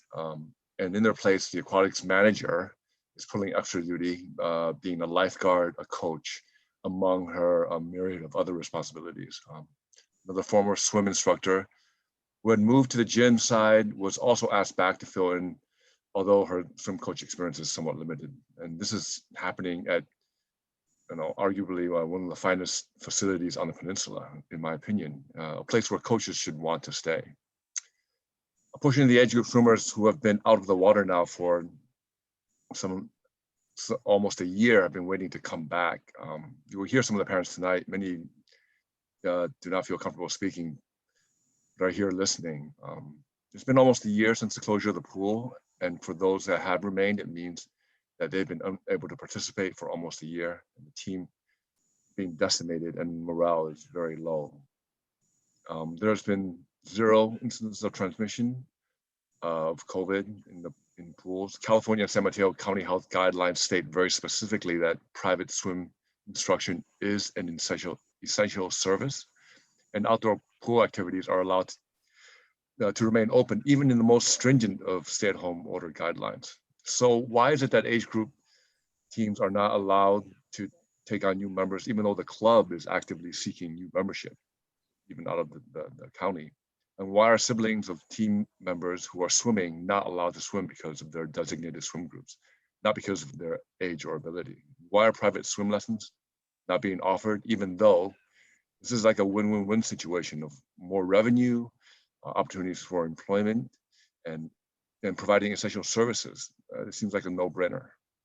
Why is the club still closed after 2 p.m. on weekends when management is always claiming that there's not enough pool lanes available? I feel that we need a collaborative team right now, like coaches and management and parents, to work together towards a solution. Real collaboration, not being just told what has been decided after the fact. Members of the board, I know that details are not your responsibility, but perhaps you can encourage the process to start now. And perhaps with the involvement of 1 or 2 of the members of the board, this could be a template for management of entities on this campus. Please help us. Thank you for your time. Thank you. Thank you. Damin, who is our next speaker? We do have Chris Jeff. All right. Chris, where are you? Chris, are you there? Chris, can you speak now? You should have the permissions. We don't see him. All right, there's Chris. Good evening, Chris. You have 3 minutes. Hello, Chris. Chris, you can speak now. Hello, Chris. All right, Chris, go right ahead if you'd like to address us. Chris, we see you. You're unmuted. If you'd like to speak, this is the time. Our next speaker is Brooke Anderson. All right, thank you. Hello, Brooke, are you there? I am here. Can you hear me? Yes, thank you. Go right ahead. Thank you. Hello and good evening to you all. Thank you for allowing me an opportunity to speak tonight. My name is Brooke Anderson, and I'm an attorney with the law firm of Nixon Peabody in San Francisco. We represent Exos in regard to the RFP for the SMAC management contract. As you may know, we issued a formal protest to the notice of intent to award the RFP to Power Wellness. The RFP was initially awarded to Exos as its proposal scored the highest against the evaluation criteria set forth in the RFP and was therefore deemed to be the most advantageous or provide the best value to the district, as that term is defined by the Public Contract Code. However, the initial notice of intent to award the RFP to Exos was rescinded, and the district instead decided to award the contract to Power Wellness, despite an incomplete proposal that fell short of the evaluation criteria. For these and other reasons, Exos submitted its protest. We have since been notified that the district has canceled the RFP and that a new RFP will be issued. You know, Exos has been a partner to the district, acting to manage the SMAC for over 10 years now, providing consistent and top quality fitness center management services to the students, the staff, and the larger community that makes up the San Mateo County Community College District. So, you know, Exos values its relationship with the district. It wouldn't have submitted its protest if it didn't, and it plans to participate in the new RFP process. So we just wanted to appear tonight at the board meeting to state that Exos looks forward to the issuance of the new RFP and a fair and transparent RFP process that treats all the RFP participants equally and selects the proposal most advantageous to the district based on objective evaluative criteria, fairly and equitably applied. So thank you. That's all. Thank you very much. We do have Chris Jeff back. Okay, Chris, we'll give you another shot. Where are you? All right, Chris, you need to unmute. Chris, go right ahead. Okay, thank you to the board and the trustees for the time here tonight. I also would like to speak on behalf of the age group swimmers. For context, I've been living in the San Mateo area for 16 years, and I have 2 kids that swim in the swimming program. I have a 13-year-old and an 8-year-old. The 13-year-old has been back swimming with the team since it reopened, but my 8-year-old son has not. And I am here to advocate for more consideration for the age group swimmers, really based on 2 key factors here. The first is really physical health. Swimming is a safe, open sport and is important in the community now as we're considering, with lockdown and all these other things, inside sports are not available. This has been deemed an essential activity. This, from a physical perspective, this is critical for the development and health of our young kids, especially kids who've been, in the program, who've been really engaged in this for years, as my kids have for more than 10 years. And I can say that I think my son is worse off physically because the age group swimmers have not been allowed back. Less healthy, not as strong, maybe not as happy. On the second piece, in terms of mental health, I can really see the difference between my daughter, who's been back for months now as a silver swimmer, and my son, who hasn't, because he's in the age group swim program. I think for kids being in the open air and being able to exercise, there's more confidence and more happiness. And as I look at the San Mateo Athletic Club as a key part of our community, and a key community facility, I think the opportunity for this particular group of youngsters to be able to be afforded the same freedom and flexibility that their older siblings and other kids in the community have, I think is absolutely critical. And I see this on a daily basis as my daughter gets to do this and my son doesn't. So as I think about the next steps for the program, what I'm asking for is the simple ask is just to begin a dialogue here. And these things are usually, I think, an issue of incentive alignment, whether that's money, resourcing, whatever.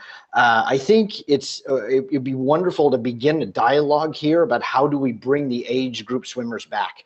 Is it a financial thing? Are there increased costs necessary? Are there skills requirements, et cetera?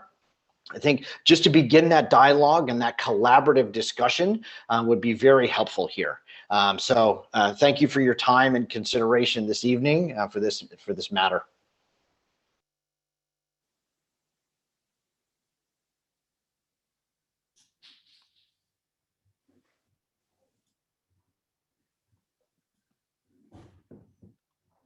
We don't have any more speakers, Trustee. President Nourish, you're on mute. Great, thank you very much. There isn't anyone further. So we will move then to the next item on our agenda, which are the minutes. And as the Chancellor has indicated, we have a lot of set of minutes. We're going to have to do them one at a time. So we'll do this and then we'll be caught up. We'll do it as painlessly as possible. The first one is 21016, approval of the minutes of March 11th, 2020 study session. Can I have a motion and a second, please? Move approval. Can I have a second? All right, are there any questions or additions or corrections to the minutes? All right, all in favor say aye. Aye. All opposed? Okay, they're approved. Mr. 2101. President, I Yeah. apologize. Just as a point of procedure, I will be abstaining from all the minutes of the meetings that I was not a.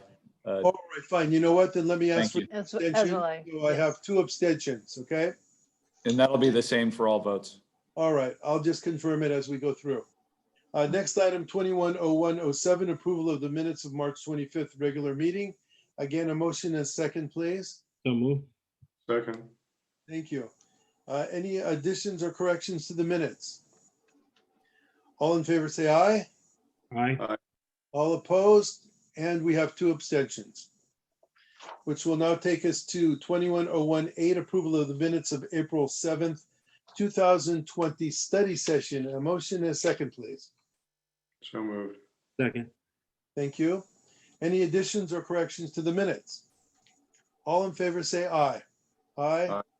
Aye. All opposed? Abstentions? 2 abstentions. So it takes us to 210109, approval of the minutes of the April 13th, 2020 special closed meeting. Is there a motion and a second, please? So move. Move approval. Thank you. And a second? Yes, I've got that. Any additions or corrections? All in favor say aye. Aye. Aye. All opposed? And I again have 2 abstentions. All right. Takes us now to 210110, approval of the minutes of April 14th, 2020 special closed meeting. Can I have a motion and a second, please? So moved. Second. Thank you. Any addition or corrections? Hearing none, all in favor say aye. Aye.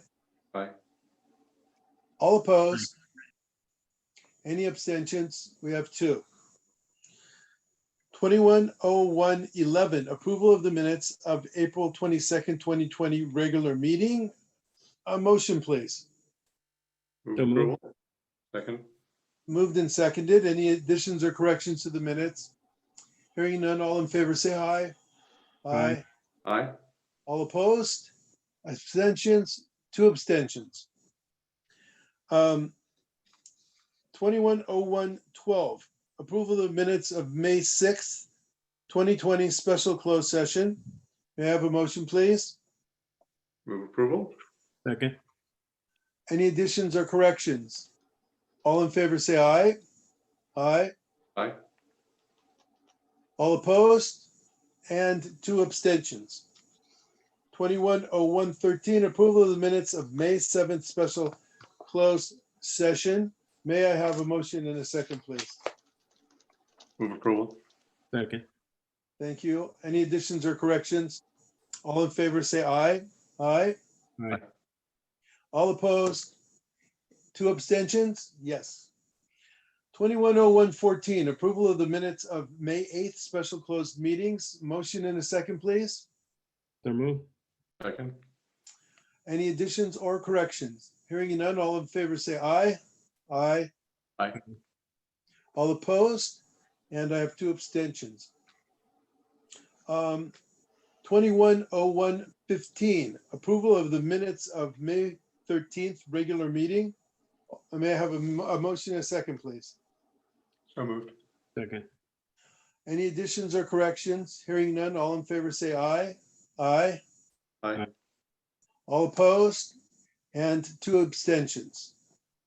210116, approval of the minutes of June 2nd, 2020 special closed session. A motion in a second, please. Move approval. Second. Any additions or corrections? All in favor say aye. Aye. Aye. Okay, all opposed?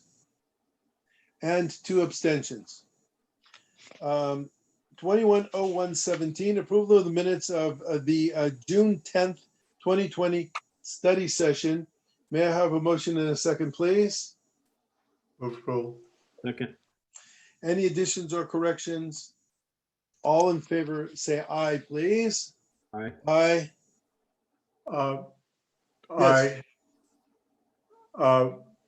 Aye. Can I just point out, I see there's a note here from a member of our audience saying that she wanted to comment on the May 20th minutes. So I don't know if you're looking for public comment, but please do. No, I wasn't looking for public Yeah, I comment. know we're trying to, I know we're trying to go through this quickly, but We will come back to it. Let's Thank you. finish this item. So Okay, thank you for pointing that out. So the last one that I was dealing with, I believe, was June 10th. And we have a motion in a second. All in favor, say aye. Aye. Aye. All right. All opposed? And 2 abstentions. So I believe that takes us through all of the minutes unless I missed any. And so now is there someone that had a public comment? Damin? Yes, trustee, we have Frank Elliott and Maxine Turner, but Frank is first. All right, Frank Elliott. Good evening, Frank. Good evening. Can you hear me? Yes, I can. Okay. By the way, we had about 3 or 4 of us with our hands raised and you went right by us. So I don't know what's going on, but it's a little bit disturbing. We've been sitting here 2 hours and to be bypassed. It's a little upsetting. So I'd like to start off by saying that over the last several days, most of the trustees have received an email from me with a suggested process for forming an oversight body to govern the activities of SMAC. And I'm not sure that I have an exact answer or anybody has an exact answer how to do this. So I would suggest perhaps a study session. Are you speaking to the minutes right now, Frank? I'm speaking to the public comment session that was bypassed with my hand up and 3 other people as well. Well, okay, hang on a second then, because we went through all of that and I asked if there was anyone else left. We've had our hands up permanently, Trustee Norris. And I'm sorry, I don't see them. So Damin, do you see any more people out there? I'm happy Yes. to go back to that. Yes, we have Maxine Turner and Matthew Metzger. And Frank Elliott, right? Yes. Yes. Okay, Frank. So you know what? Somehow it didn't get picked up because I went through the names and I was told there were no further names. So I'm going to go back with the permission of the board to public comment on non-agendized items. And we will pick up the remaining 3 speakers who would like to address the board for 3 minutes on that subject. So that having been said, we'll give a fresh start right now and go right ahead, Frank. Thank you, Trustee Norris, for allowing me to speak. Welcome. So I think the gist of it is, I'm sure you're tired of us coming to your board meetings, and we're getting wary as well. So we're trying to find a mechanism or process to have a different way to buffer the board from the comments of SMAC members. And I think the way to do that is to have a governing board that gives us a chance to go to have a different avenue to express our ideas, our concerns, and make suggestions.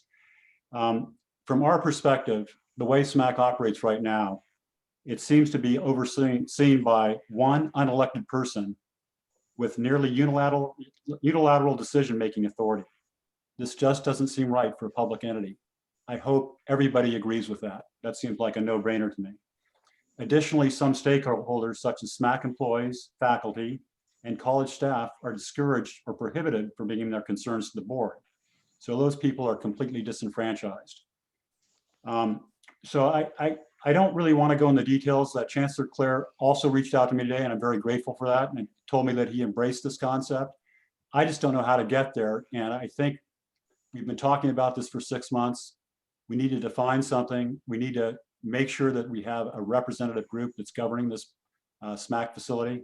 And you tell me, board, how do we get there? And when we get there, we can get out of your meetings, which I think we all share that goal. So that's, I'll leave it at there. I mean, I think you've heard from some of the age group swimmers. That is a critical issue right now, and I hope we can find an interim way to address that on a collaborative matter. And that's really what's missing in all these conversations at SMAC, is they're non-collaborative. And I think the board had a taste of that with the RFP process. We are totally powerless in the situation. What chance do we have? So please help us. Let's stop talking about it. Let's do something. Thank you. Thank you. Tom, and who is next? Yeah, Trustee, we have Maxine Turner and then Matthew. All right, Maxine, you are next again.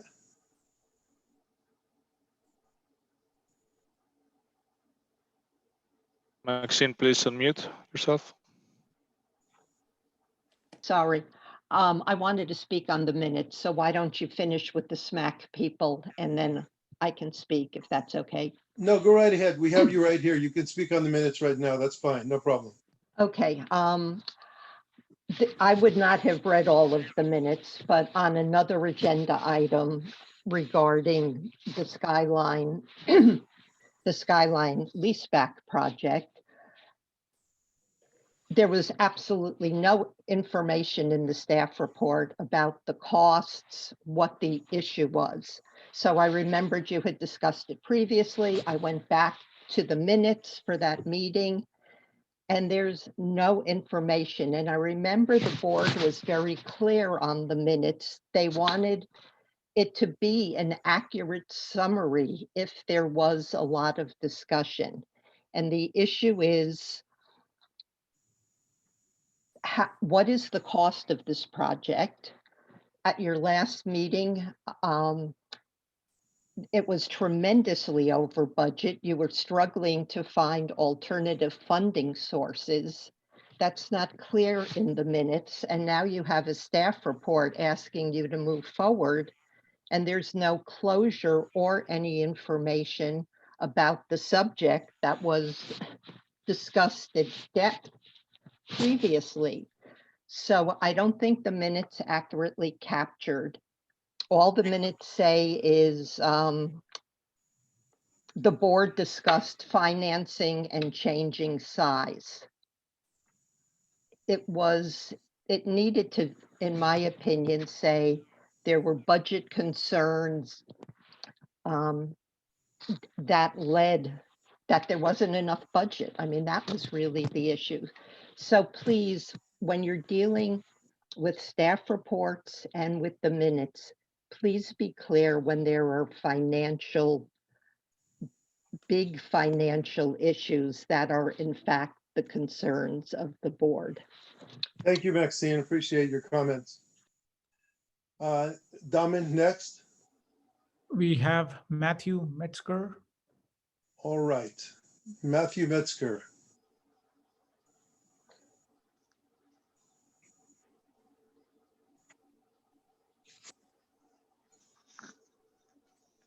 Matthew. Hi, can you hear me? Yes, we can. Go right ahead. Thank you. After listening to all the previous topics, I have a much clearer idea of all the other items that the trustees have on all your plates, and I appreciate that you're giving the SMAC folks a chance to raise their concerns as well. Thank you for all your time. I just listened to the Exos attorney talk, and all the focus I heard was a very tired argument about procedural due process, i.e. a fair chance to try to protect their financial interests. That's fine. They can do that, argue that all the way they want. What's interesting to me is less of what Exos is talking about and more what they're not talking about. And what they're not talking about, you might call substantive due process, and specifically the lack of or lack thereof of any real substantive due process to hear from people that are right now at SMAC and leaving. And the quality of the institution is comprised of the people that run that institution and manage it. And right now, thanks to recent decisions by Exos, we're seeing a hemorrhaging of really quality and swimming instructors leaving the program. I mean, I won't mention names, but one wonderful woman taught my kids for the last 7 or 8 years, and she wanted to stay, but I heard that the reason she left was, I won't say more, but I don't know more actually, but there's no need to lose these people. They make up the quality of the wonderful institution, and we need an interim method to move ahead to save the program and from falling apart. And also, not to repeat, but my son also is part of that group that hasn't swum for 13 months, and people like him are leaving the sport altogether, and the club is falling apart, kids are leaving, and there's no reason for that to happen. You have the most wonderful location with the most wonderful club. I came here 10 years ago from San Francisco, and I love it here. And I'm beginning to understand the glacial speed that must be the way things work for a larger RFP processes to take shape, and that's beyond my control. I just would like to see if there's some way for an interim action to happen, so we wouldn't lose the club in the meantime. That's all. Thank you. Thank you, Matthew. I appreciate your comments.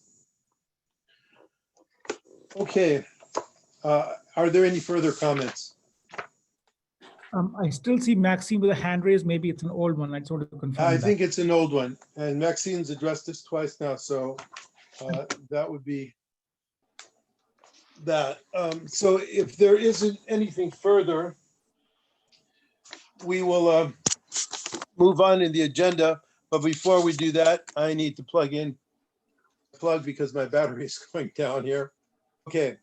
If I'm not mistaken, we are now at item 210104A, approval of personnel items, change in assignments, compensation. So can I have a motion, please, for discussion in a second? So moved. Second. And a second. All right.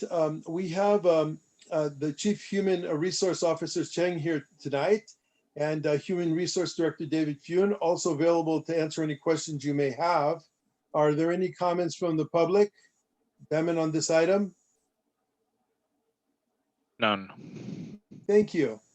It's open for board discussion or any questions. Hearing none, is there a motion to approve the request? It's been moved and seconded. All in favor, say aye. Sorry, I was slow on my mute button. Oh, no problem. Go right ahead. There's one item in the personnel discussion. Are we on that section right now? Yes, we're on 210104A, approval of the personnel items. Yes, go right ahead. I believe it's item E is the creation of a new public information officer. Yes. At district level. And I wanted to ask just a couple of questions about that. And we don't need to, if the data is not available now, I'm fine circling back on these questions with information later. But my first question is, what do we have in the way of marketing, public information, and community relations type personnel at either the district and or the colleges. And I'd like to see some information about what that looks like. How many people are dedicated to it? What kind of resources and budget we have invested in that? I don't know if this is something you could address right now. Perhaps David might know a little bit more right now. So I gotta put you on the spot. If this is something that we can, Chancellor? Well, yeah, President Nurse, I mean, I could give you kind of a thumbnail sketch. I couldn't give you budget numbers, Trustee Pimentel, but each of the 3 colleges has their own dedicated community relations and marketing department. All 3 have a director of community relations and marketing. I might ask the presidents to help me because I certainly understand the staffing at CSM, but typically you're going to have a director of community relations and marketing, generally an outreach coordinator. So all 3 colleges have an outreach coordinator, primarily facing the high schools, but may work in other areas of outreach. Sometimes that's situated in student services. Sometimes it's in community relations and marketing. And there's generally some web capacity because each of the colleges has a lot of heavy duty web update to do. At the district office, we've got a webmaster who's responsible for everything, web focused, and Mitch Bailey is our PIO, and that's it. And so in the past, I kind of laid out the rationale. And so this particular, I know that's not your question, but this particular position is really just a temporary position to get a bunch of projects off the docket for us. And I know that wasn't your question, but I did want to give you a thumbnail sketch of the 3 colleges. And presidents chime in if I got it wrong. And I don't need to have a detailed discussion now, but I would like to follow up informally or if necessary as the board. This came up a bit to my colleagues on the board when we were talking about policies and procedures.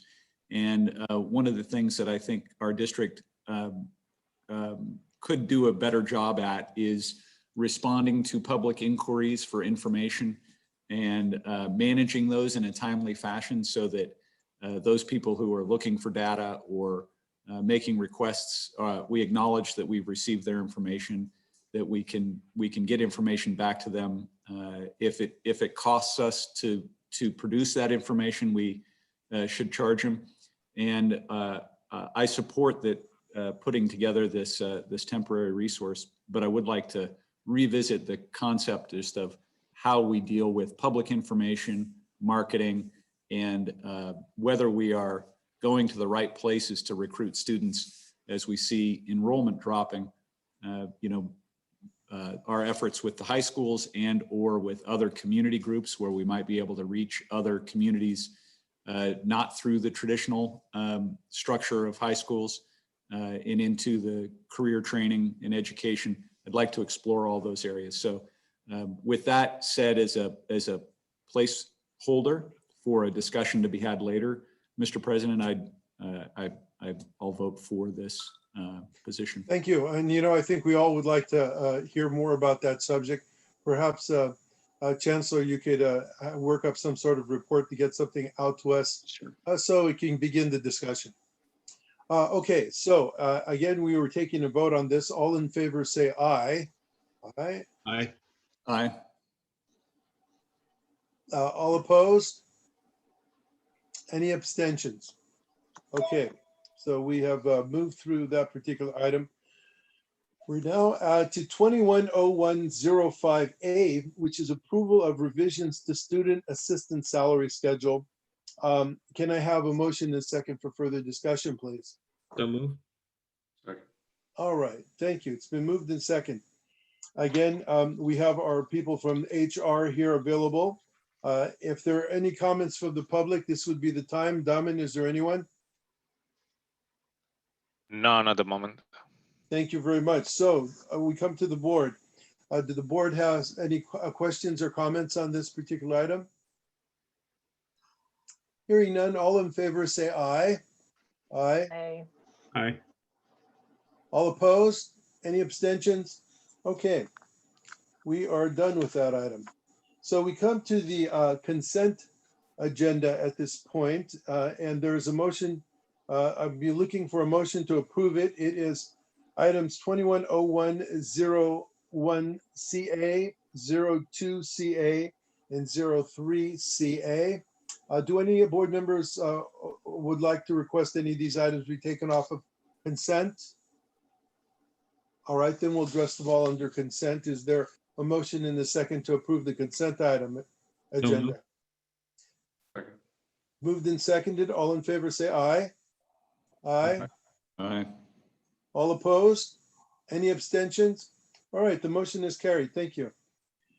Other recommendations. So we're coming to 210111B, approval of contract award for District Independent Audit Service for CWDL Certified Public Accountants. A motion and a second, please, to continue discussion. Second. All right, it's moved and seconded. So we have Chief Financial Officer Bernarda Slater available to answer any questions that we may have. Is there any public comment on this item, Damin? None.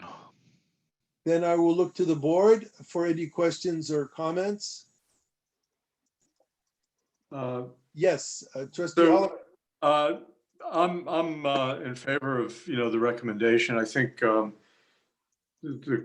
I had asked a question or two of our current auditors that I would like to have addressed in our audits. And I guess I would just ask a question. Audits, I know there are rules and standards and outlines for what is included in an audit, and I don't know whether we are able to add anything. In other words, is it a preset operation? They go down a list of things and they do it, or as I think the response we got from our auditor when I said, do you go beyond, for example, the personnel department, seeing that college president or whoever it might be, dean, has filled out the proper paperwork around a hire, a fire, a resignation, and et cetera, and look to see whether that is representative accurately of the board action. They said, well, we don't, but it's something that can be done. So I guess I'm asking, it seems like an appropriate time to ask whether that can be in the direction that we give to the auditor going forward. Can I also follow up on that? I'm sure that probably is something that other districts do as well, and maybe the auditors can chime in on that. We may create another link in the chain along the way, instead of just having the presidents, approve it or sign off on it. Maybe they or someone else in HR would also somehow certify or acknowledge that, yes, the board has taken an action. So then the auditors can follow that trail as well. But I think that that's a good item that you brought up, and we should ask administration and the chancellor to make sure that that gets addressed by our new auditors if in fact we vote for this particular contract. Thank you. Yes. That's okay. We should certainly do that. Yeah, absolutely. Thank you. All right, so we're back to the contract. It's been moved and seconded. Is there any other discussion or comment by the board members? All right, all in favor, please say aye. Aye. Aye. Aye. Any opposed? Any abstentions? All right, so the motion has now carried. Moving on to the next item, which is 210112B, approval of contract award for College Ridge Housing leaseback project phase 2 at Skyline College. Can I have a motion and second, please, for further discussion? So move. Second. Thank you. It's moved and seconded. And tonight we have Vice Chancellor Jose Nunez, who will offer a brief staff summary of the report. Good evening, Vice Chancellor. Oh, you're muted still. You're still muted, Jose. Yeah. Yeah, thank you, President Norris, members of the board, and executives and all. If you recall, just 2 weeks ago, we gave you an orientation in terms of where the project was in terms of moving forward with intent to issue the contract. You have a report in front of you. I'll briefly go through the report just to summarize the discussion items that we talked about a couple of weeks ago, and basically just to refresh your memories, if you will. On March 18th of 2018, the board authorized us to move forward using lease-leaseback as a delivery method. During that board meeting, we discussed about hard bid, design build, and of course, lease-leaseback delivery methods. And of course, it was approved by the board to go with a lease-leaseback delivery method. The project has gone out to bid twice, once in August of 2019, and at that time, it was a hard bid project. We only received 2 bids, one for $19 million and one for $22 million. The actual construction budget for this project was $14 million. So with that said, given the construction industry and the cost of projects, it was recommended to the board to basically deny all bids, let the market cool down, and go back out for a subsequent bid, which we did in April of April of 2020, just a little bit after COVID. Worked hand in hand with the general services folks, and we did an RFP process using the lease-leaseback method, best value, if you will. Did public outreach out there, and we received 4 bids. Following that, and again, I'm explaining how the process went. The RFP went out for basically B category general contractors. We received 4 bids, which we were extremely pleased. Members that composed of the bid review process included myself, Director of Capital Projects, Struger Fritsch, Barbara Christensen, Mitch Bailey, Chief of Staff, and a non-voting member was Yaneli Polito, the Director of General Services. With that, we received the proposals, and then in a blind silo, if you will, each of the responding members received the package, and we went through a review of technical submittals in there, and of course submitted our recommendations, if you will, to Yaneli. Yaneli, of course, puts it together in a matrix, and in that matrix, you don't know what Jose voted, you don't know what Chris voted, you don't know what Barbara Christensen voted, and you don't know what Mitch Bailey voted. Basically you have out there the numbers. She, of course, tabulizes the numbers, and if you look at your board report, it'll go in there in terms of the process that we went through. And again, it's a best value, not low bid project.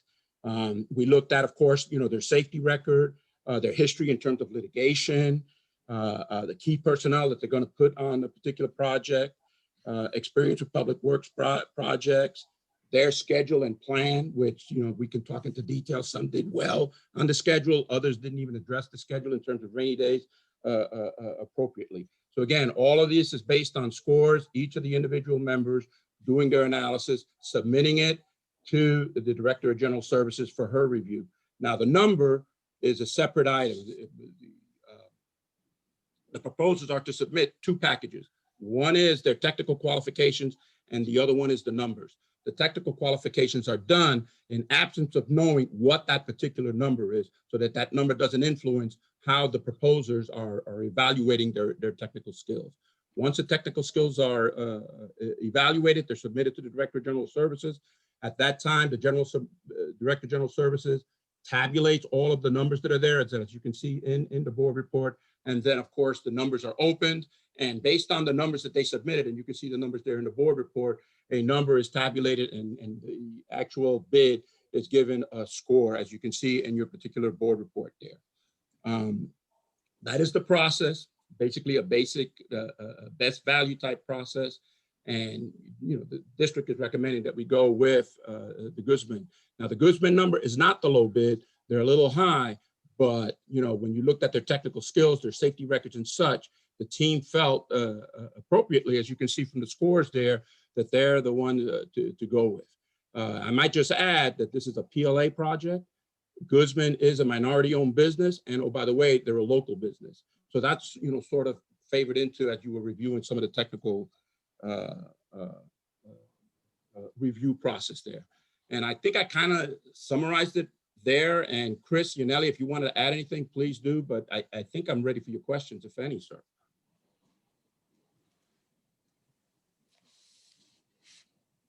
Let me ask first if there's any public comment on this item, Damon.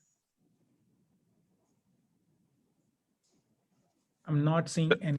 There is one from Maxine Turner. She raised her hand. There you go.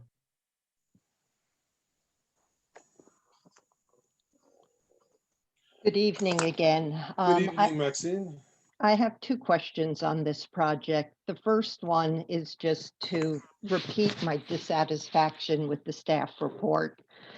There's no way for the public to know this is a huge project, an important project, a project I support.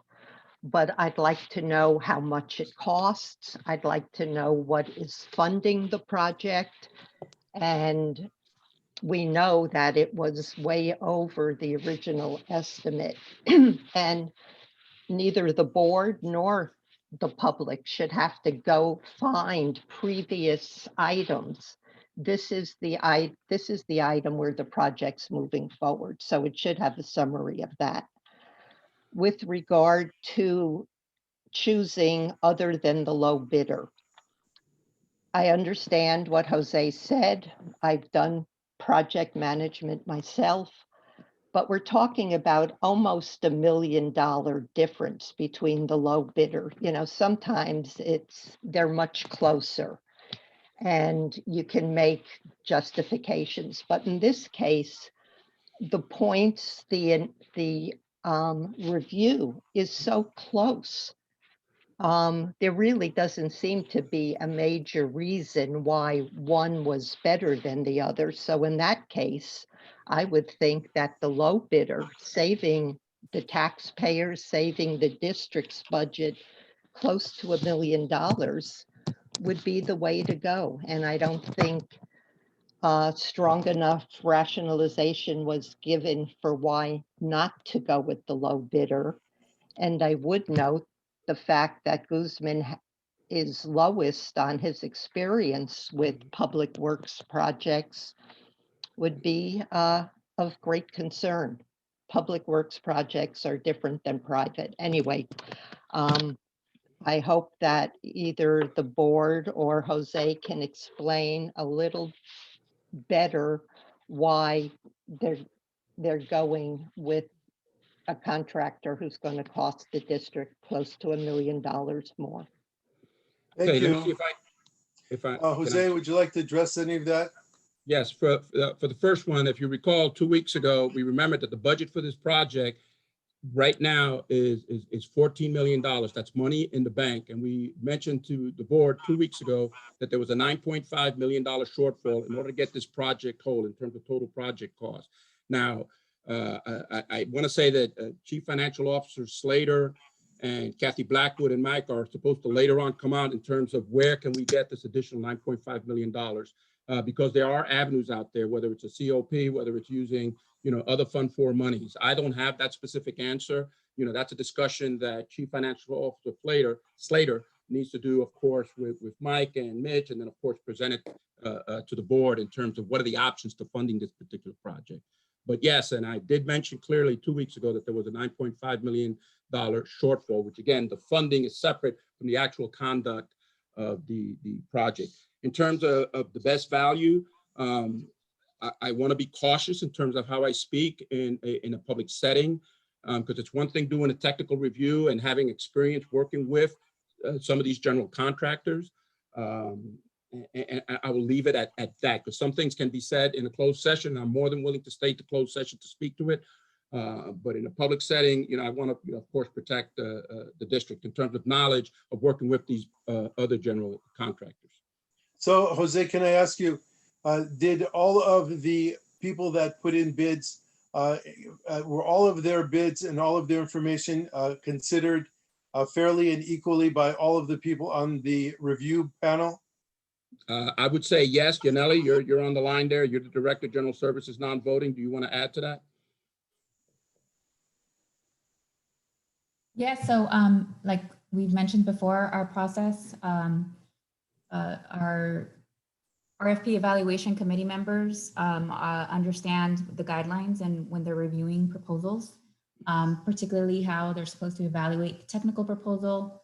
And then our RFP is very clear in terms of our scoring methodology and how we determine who the winning proposer that we recommend and bring forth for board approval. So after going through the entire process, which is the process that we've defined and laid out, this is the recommendation of the panel, which we've put together to recommend to the board to make a decision in the best interest of the district and community. Is that correct, Vice Chancellor? That is correct. All right, thank you. Anyone else who wants to talk about this, Damon, in the public? Oh, good, Chancellor, did you want to say something? I would just add, appreciate the questions. I want to remind the public that this is not the first time we've used a best value lease back modality. And the one that immediately comes to mind for me, and I don't remember the contract, but it was building 17 at CSM, I believe was a lease back. That's correct. Best value. And that project was built on time, on budget, and was built exactly the way we wanted it built. In fact, if it were not for the shelter in place, we would have been doing a ribbon cutting on that building in April. So we have experience with this delivery method and we've had success. And I just wanted to add that bit of commentary. Yeah, and let me also add that we do a lot of hard bid projects here, and low bid is not necessarily the best interest of the district. And I will remind not necessarily the new board members, but the previous board members, the North Gateway project, that was a hard bid project and the issues we had with that. Kenyatta Building 9 was a low bid project. Look at the envelope issues we've had with that particular project. Kenyatta Vista was another low hard bid project. We went with the lowest bidder, and here we are subsequently later paying another $10 million, if you will, to repair the envelope. So low bid is not necessarily always in the best interest of the district.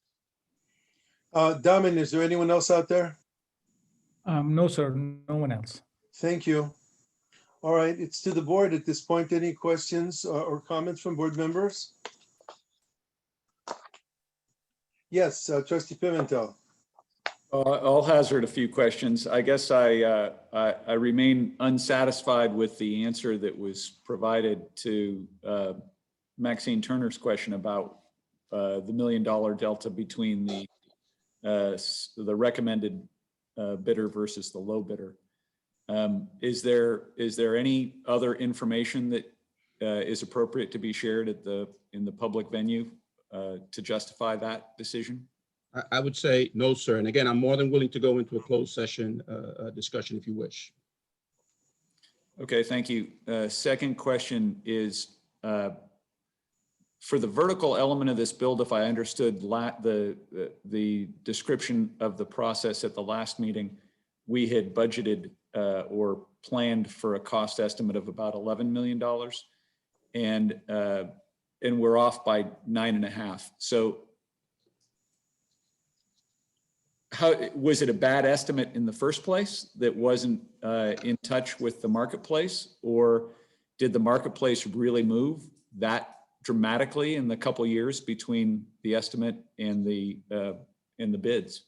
I would say that it was a bad estimate, and I'll let Chris Strugaford speak more to this as the Director of Capital Project, but I would say that the $14 million that was estimated to build the project 4 years ago or what have you was at that time probably a correct estimate, but it did not keep up with the current times.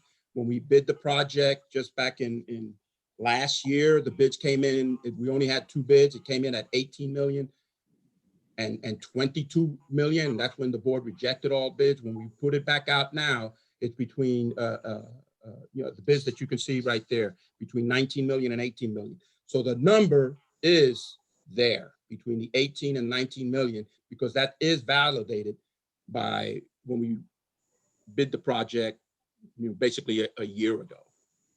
Chris, do you want to add to that?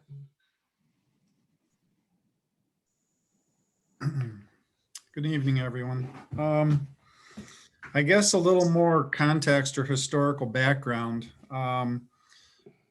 The financing for the project was to come from the proceeds of the sale of Parcel B, which was property that the district owned the district sold 6 out of the 8 acres of that parcel to Summerhill. And I believe the sale was somewhere around $20 million. And then there was some money that came off the top of that. And it really left us with $18.8 million to develop the project.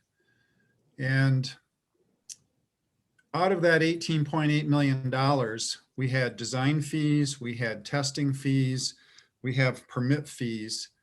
And we were anticipating that when all of those soft costs, if the soft cost of the project would total somewhere around $4.5, to $5 million, and we would have $14 million left to design and construct the faculty housing units.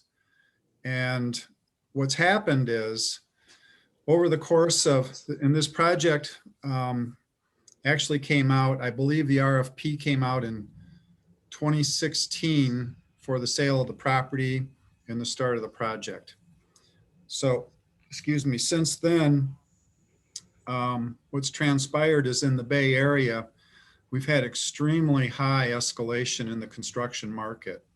And we did a board report, an information report a year ago this month to advise the trustees at that time what was happening in the market, what had happened in the market, because we were seeing over the course of the bond program for Measure H, market escalation between 35 and 50% for different segments of the market. And that's, basically for every dollar we had in Measure H, it was worth 35 to 50 cents less. And at one time, the Bay Area was like the second most expensive place in the country to build. Chris, may I interrupt? I get the point about okay. Inflation in construction. That's easy to document and well understood. But back in 2016, there must have been, what you described was saying how much money we had and then saying that was allocated for the new construction of these 30 units. Correct. There must have been some basis at that time to believe that the project could have been built for that $14 million. It wasn't just that we had $14 million left. It was that we must have believed we could go build a facility for that price. Is that right? Or have I got that wrong? Well, and so that was, I believe the estimate was done by KTGY, which is the architectural firm that helped design the project. Jose's team, which I'm on, we were brought into the project around 2017, early 2018. One of the first things we did was we used our professional cost consultant at Leland Saylor to do an estimate of the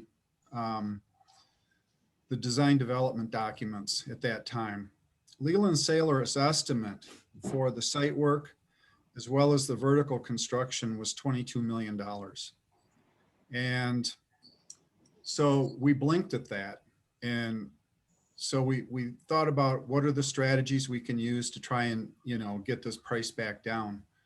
When we went out to market in August of 2019, we deferred because the horizontal construction wasn't going to be done in time.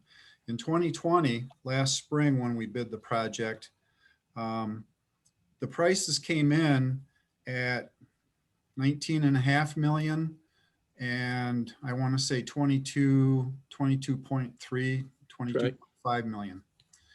So we were well above what was budgeted, but when we looked at the cost of that segment of the project, just the vertical construction, it was actually close to our estimate. Our estimate was 19.4 million. We were trying to see if we could get good participation from the market, get good bid coverage, get a competitive bid, and it didn't pan out. And so we went back recommending that, we reject all bids, At the time the project was bid, it was with the onset of COVID. We didn't know of COVID. Got it. I appreciate the COVID impact and the inflationary cost impact. I guess where I'm trying to get to is at some point, and I'm not sure I understand this, and so this is my last question. Did we have a builder developer or developer builder on the hook at some point to actually deliver for this project for what was then described as the expected budget for the project? Well, I understand at the time, and I see Mitch is back online now, and he was more involved in those negotiations. But when the project was first, the sale of the property, part of that arrangement was for Summerhill to do the construction. So at one point, and it was prior to Jose and myself coming into the project, Summerhill backed out of the project. And so did we have any contractual authority or did Summerhill have any contractual authority or obligation, not authority, I guess, obligation as part of our sale of the original property to Summerhill to deliver this project on the price that had been budgeted that I guess Summerhill must have promised? I can't speak to that. Mitch, can you speak to that? And you, unfortunately, I apologize. The electricity just came back on at my house. So I've missed a lot of the conversation. I'll rephrase the question. Hopefully, Mitch, because I'm ignorant of all this and I'm piecing together small bits of information I've gathered up. It sounds like in 2016 or thereabouts, when we sold the property, Summerhill had an obligation to build the employee, the faculty housing, I'll call it staff housing, for a price that fit with our original budget of around $14 million. I think if I've got the numbers approximately correct. And then a decision was made somewhere along the line to let Summerhill out of that obligation. Am I understanding that correctly? I just want to get the facts straight. Yeah, and you have me also at a disadvantage. The sale of the property and the budgeting for the project occurred before I came to the district, so I too was sort of catching up as we went along here. And I brought Chris and Jose in as in 2017 to provide the district expertise in this. As I understand it, as part of the purchase and sale agreement, there was an initial intent to have Summerhill be the builder of the project. We did later find out through concerns that they had and further review from council that there was a conflict that could not be resolved without doing a competitive bidding process for the construction of the actual buildings themselves. The site work itself was fine and covered under the purchase and sale agreement, and Summerhill did that work. So they did all the infrastructure work on site per the contract, but they could not because they were part, as I recall, Yaneli, because they were part of the design process. There was a conflict there that caused the issue. So it's my understanding that with the original sale documents, that there was a general estimate. To what degree it got down into the specificity of, yes, it's $14 million, give or take. I can't answer that. I could try to find that answer out for you, but I don't have that answer at my disposal right now. John, from what I can recall, that wasn't the case. There was an obligation, there was a contractual obligation, and the board was asked by cabinet to let them out of that obligation. And the board obliged. And, it's just as simple as that. If I may interject, this is Yaneli. Yes, go ahead. I do have a legal memo that I can provide to you, Trustee Pimentel, in regards to why staff recommended the board to accept Summerhill's decision to not move forward with constructing the vertical component of this project. So we do have a legal finding for that. Thank you. I'd very much like to see that. And I won't pursue this any further. I guess I'll make a statement. I support the project. I'm a huge fan of us building more housing on our facilities for faculty, staff, and even students. So I want to support this project. But what this process, as I've learned about it, raises for me is a governance question. And if I, you know, if our team who was developing this project put together a project that had very hopeful or ambitious cost estimates in 2016, and then we further maybe we're told that by the developer, but then let the developer out of that obligation. Maybe it was for a perfectly good legal reason per Yaneli's memo that she'll share. It seems to me that we as a board need to be very careful about making sure that when we envision these big projects, we understand all the elements of them so that we don't end up in a situation where we've got a $9.5 million override and we're trying to figure out how to backfill the financing for it, or you know, a gymnasium that goes from $30 million cost structure to $120 million cost structure. So I guess I'll just say I want to support the project, but going forward, I think I'll be quite a stickler if asked to make any decisions similar to this in the future. Thank you. All right. Any other questions or comments? I have a question. Yes. Or maybe to direct staff, because I do remember, you know, the issue that Trustee Goodman also remembers. What I don't remember is whether there was any cost for Summerhill getting out of that deal we had. So not to discuss right now, but I'd be curious to know if there was any price that they paid to, you know, to exercise the escape clause. So I'd like to have that info. I do have a couple of questions. Were all of these pre-qualified general contractors? Yes. Yes, sir. Okay, thank you. And, you know, I understand your description, and I'm trying to get back to that page.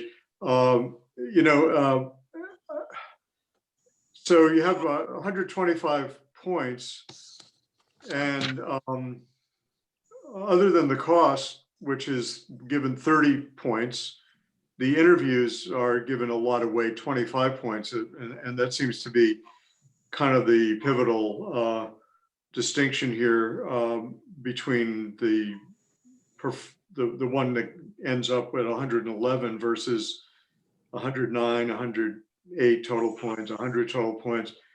And I'm just curious, an interview, I mean, I understand interviews can be very important. I've been on both ends of being interviewed and interviewing people.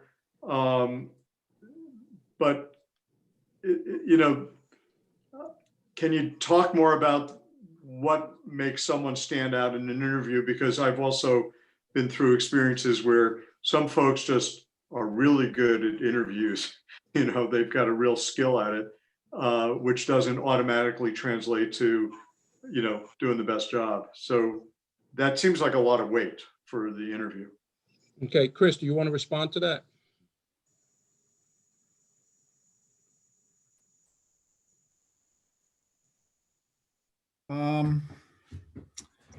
The interviews, you're right, they do have some weight.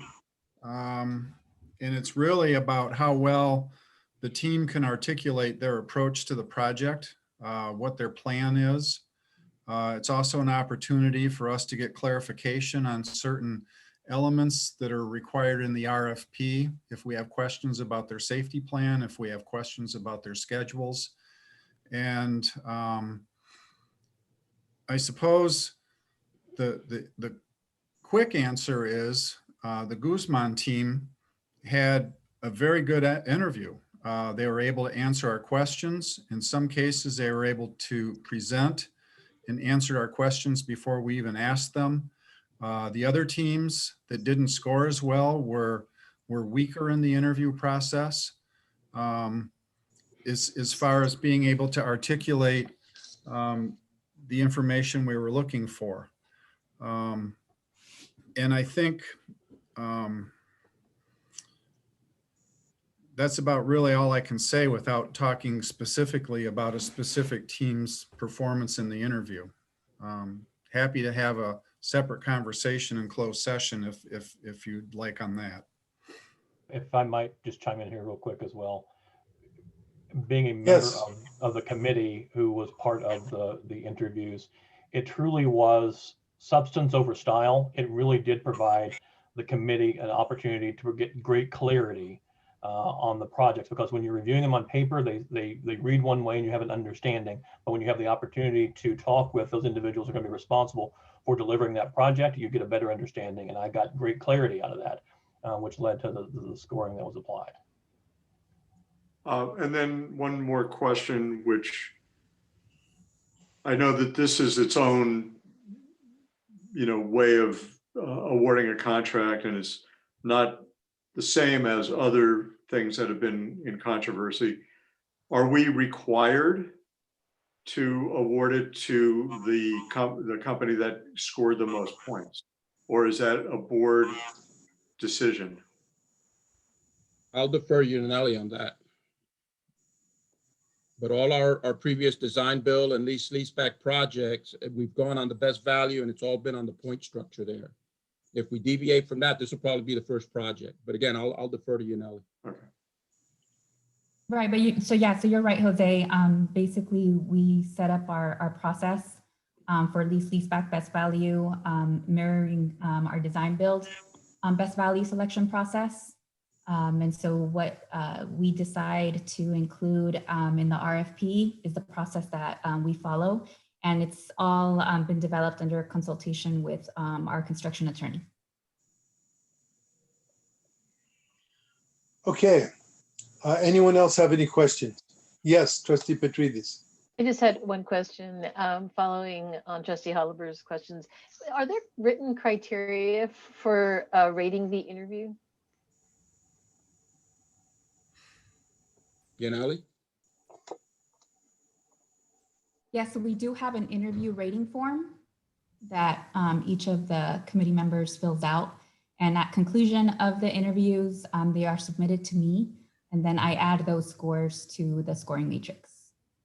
I'm just curious, can you tell me what some of those criteria are on that? I'm trying to understand the nature of those interviews. Well, I think if you look at the board report, Trustee Petridis, you can see some of the items there. Basically the history in terms of litigation, their safety record, key personnel, prior experience of those key personnel, which basically is their resume. Have they worked on for this particular project, residential units before, experience with public works contracts, methods of, the criteria is all listed there in the. So I was asking specifically about criteria for the interviews themselves. Is it how well they cover those areas? Is that the main criteria then? I would say yes. And do you go into the interview knowing that you don't know certain things and you use the interview process to elicit that information? That is correct. Mm-hmm. Okay. All right, any other questions from board members? Yes. Just a question. So what we have before us is to approve a construction contractor. What is the discussion, or when is the discussion about how we're going to fund this going to happen? Chancellor Claire. I can try to. I'll try to answer that, Trustee Holliber. As you recall at the last meeting, we said what we were specifically asking for at the last meeting was direction, whether we continue the RFP process or not. And so we're doing that, and we'll eventually come back with a contract for you to ratify if you give us direction. I want to have, with the board's permission, the separate discussion on the funding at your earliest convenience. I think because I think we need to get that really decided on by the board before, even though we have 15 million in the bank. Can I just ask though, before we even had any discussions, we asked the administration, are there financing methods there that will allow us to do this? And we were told, yes, there are a number of different ways we can do it, but we will have the funds to be able to build this. So we're not going backwards now and trying to figure out whether or not we have the money to pay for it. Have we been told that there are methods to pay for this? Did I get that wrong, or am I missing something here? Because I think we were told, yes, we will be able to pay for it. If you want to go forward, go ahead, and then we'll talk about which method we wish to choose. Is that correct? That's my Yes, understanding. yes, Bernardo? we did Okay, review those. so we have been told that there is a way to pay for it. We can choose which way we want to go. So now the next step is to move forward and to enter into the contract. And then we can choose which method we wish to use to pay for it, because we've been told that we have the money. So I think that's the next step. Unless I'm missing something here. Tom, if I may, I think it's a fair question, because maybe they want to pay for it with monopoly money, and then they're just. Well, they've made a representation to us. When I hear from the chancellor and the CFO of this district that they tell us this. I apologize. Monopoly money was the wrong way to say it. I think they'll both be fired if we have that discussion next week and there is no money to pay for it. Sorry, let me rephrase my point, Tom. I didn't mean to be indelicate there. It was to simply say that there may be many sources of money, but I think it's a legitimate question for Richard to ask, to say, how are we going to pay for it, and is it the right is it a source of money or a source of financing that we agree with? Yeah, no, I agree with that. I don't have a problem. We had that discussion. We had that discussion at the last meeting. We said, are there ways? And they said, yes, there are. And we said, okay, that's great. Right. And I think we're spending a lot of time on this. My question was, when are we going to have that discussion about how to pay for it? And Chancellor said he wants to have it quickly. So yes. I'm happy with that answer. Yeah. Oh, okay, that's good. Well, then I agree with you, because I must have misunderstood. So I apologize. So where are we? Yes, Trustee Petrides. Yes, and you know, the researcher in me just wants to really make sure I understand this process, because as Trustee Holliber noted, the scores are very comparable, except when we get to the interviews score. And if the interview criteria are in fact validating the information in B through H, does that mean that that information in B through H changed during the interview? Like, did you give somebody a 7, and then when you talk to them, you realize, oh no, they're really a 10. They've done that, and vice versa. Did you give somebody a 10, and then when you talk to them and ask them about their plan, you lost some confidence in them? Because I still don't understand why if the interview criteria were simply validating those other variables, why those other variables would still be so close. Chris, you want to speak to that? Let me try to answer that a bit, even though I did not participate in this at all, but I have been in on these long time ago. I guess the best analogy I can make, Trustee Petrides, is it seems very similar to our hiring processes. Frankly, there's a screening, there's a paper screen which they've done, and then you really have to bring the candidates, and in this case, the contractors, in for an interview. And granted, it's a human process, but you actually have to see these people and interact with them. And just like a hiring process, I couldn't hire someone just on paper. I actually have to talk, I have to understand, I have to check references. So I know I'm not answering your question directly, but I feel it feels very similar to me as when we hire a high-level person or a faculty member. It just takes the interview as being, one piece of the information you need, and we've all hired employees that look great on paper and completely were horrible on the interview. I'll just stop after this, but I remember we brought in a contractor one time, this was a long time ago, and 2 of the 5 came in, sat back and put their feet up on our desks like they didn't care. And I know you can't grade that, but that told me a lot about how serious they were about the work. So I fully get that, and I appreciate, of course, I've hired dozens, if not hundreds of people myself, understand the interview process and how that contributes. I guess just having that interview score here in the total sort of masks this. It seems like it would be then first a score of what those things that they met were on paper, and then the interview is in fact that process. It's somehow how the interview is added in when the interview is just replicating those other ones that bothers me. But I hear you. I'm not, and not to be disrespectful, Trustee Patricia, I'm not, I don't think replicating is the term. It's really a validation, you know, because they all, for example, I'll talk about schedule. In there, they're supposed to talk about rainy days. How many are you going to put for rainy days? Well, they didn't have, you know, rainy days in there. And so in the interview process, we need to have a conversation with them. Hey, you know, the other contractors, you know, we're anticipating, let's say 20 rain days for project delays is having, you don't have any. How are you going to respond to that? And you know, those are the type of responses and clarity, if you will, that we get from, you know, all of that general information, safety record, key personnel experience. So this, in the interview process, we get to dive into more, if you will, of the detail of that. Then just one more question I have then, you know, on the experience with public works construction projects, since that was the lowest score of all of them, of any of the scores on any of the criteria, how do you feel about Guzman in that regard, even though they received the lowest score? Part of the reason they receive a lower score is, you know, they've only been in operation for about 5 or 6 years. They do a lot of work up in the city in the last 5 or 6 years since they've been in operation. We, of course, during the reference check process, you know, got into detail and got an opportunity to speak to some of the projects that they worked on. And of course, you know, the ratings were stellar. Okay, thank you. Okay, any more questions or comments from board members?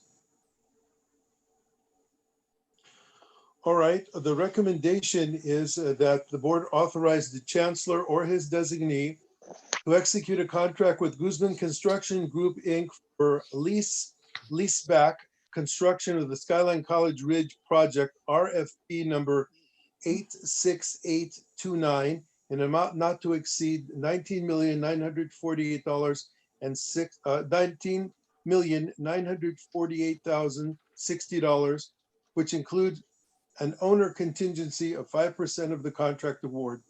Is there a motion to that effect? So moved. Thank you. Is there a second? Second. Moved and seconded. Any further discussion on the motion? All in favor, say aye. Aye. Aye. Aye. All opposed? Any abstentions? All right, then the ayes have it. So we move on to the next item, which is adoption of a resolution 2101 authorizing use of design build project delivery method for College of San Mateo Building 36 mechanical engineering projects. Vice Chancellor Nunez. It's all in the report there. I'm subject to your questions. All right. Chris, and I can speak to that. Thank you. Do board member, first of all, let's have a motion so we can discuss it. Can I have a motion and second? So move. Thank you. And a second. Thank you. Someone? Second. Thank you. Okay. So this item is now properly before the board. And are there any questions, comments? We have staff available to address them. Yes. Yes, Trustee Hulliver. What is the timeline on getting this thing going? So this project, we're going to do an RFQ, RFP process, best value. It's basically a mechanical engineering project. We'll conduct our process in the next month or so. The project should be under construction, you know, I dare say fall, spring of this coming year. It's about a $5 million project. Chris, do you want to add to that? Part of what we're targeting with this project is taking the mechanical equipment in the building offline over next winter break. And so there's a lot of work that needs to be done between now and then. Between the RFSOQ and the RFP process, design, permitting. And so we're trying to have the work where we have to shut down the mechanical systems in order to exchange the equipment done over next winter break, So it's back online for the start of spring semester in 2022. Correct. And I would just add that CSM 36 is a science building and it has evaporative cooling in there. And part of this project is, for the last several years, have been problematic with the evaporative cooling system in there. And part of this is adding air conditioning to that particular building. Again, it's a science building, biology, chemistry, cadavers, and those types of things in there. Okay. Any other questions? Well, if no one else, yes, I have a comment, and I appreciate the remarks that our Vice Chancellor Nunez made earlier, regarding different delivery methods. And we haven't looked at it in quite a while. We have new trustees, probably majority of the board new since we kind of last looked at design build versus design bid build. And I'm not as enthused as I was originally with design build. There are problems with it that I wouldn't want to get into right now. But I would prefer we, look at the pros and cons of the different methods before we go forward with another design build. So it would be my preference to put this on hold and have a chance for the board to look at the options and the pros and cons. Yes, there are certain pros that the Vice Chancellor mentioned. I would submit there's some cons as well to design build versus hard bid. Are there any timing concerns here? Well, with the design build delivery method, it helps resolve our concerns over timing.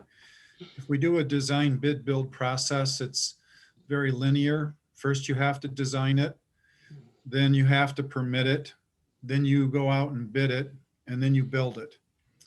And with the design build process, there's some compression and there's some overlap, and activities can be done concurrently. We'll have one RFP process.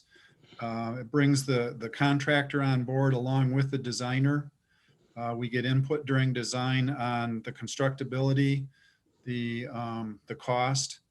And so we have one procurement period instead of two. And then the other thing is we have a guaranteed maximum price when we award the contract.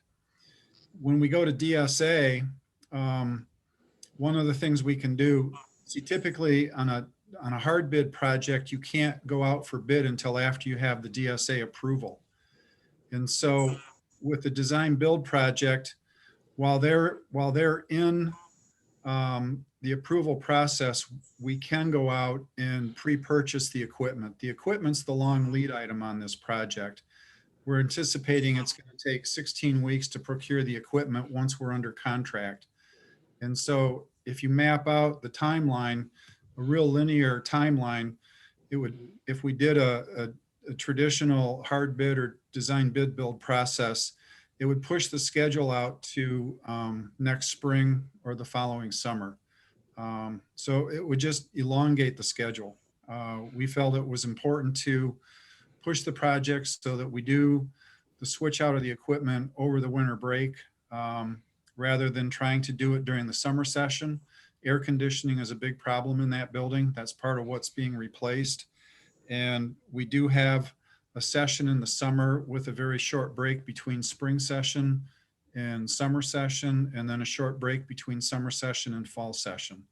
We have a longer break at the winter break. So that's what contributed to our decision to use this delivery method. It allows us to run activities concurrently. Okay, well, that was a good answer, at least why this was chosen, and gives us the basis for your decision and recommendation, at least as far as I'm concerned. Does anyone else have any thoughts on this? Yes. If I may,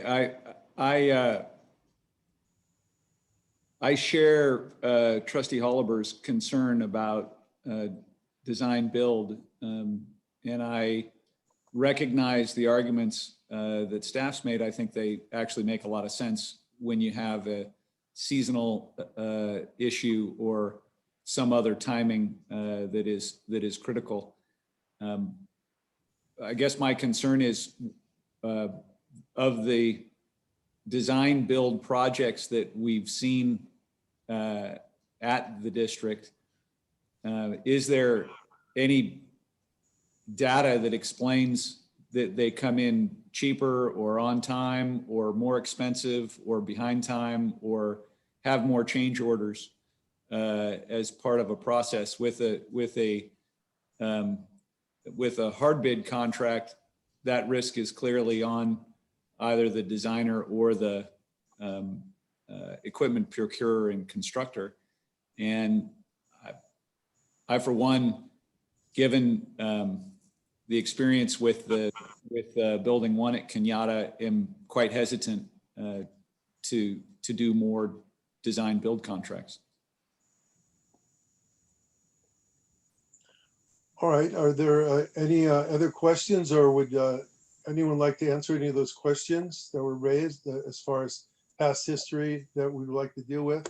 Any other board members? Let me just add, we've done several design build projects here throughout maybe the 15 years of construction here. And I want to say they've come in within budget, and with the exception of one or two projects, within schedule. The Kenyatta Math Science Building that we had a ribbon cutting about a year ago, that was a $50 million project that came in 6 months ahead of schedule. So that means that beneficial use for the college.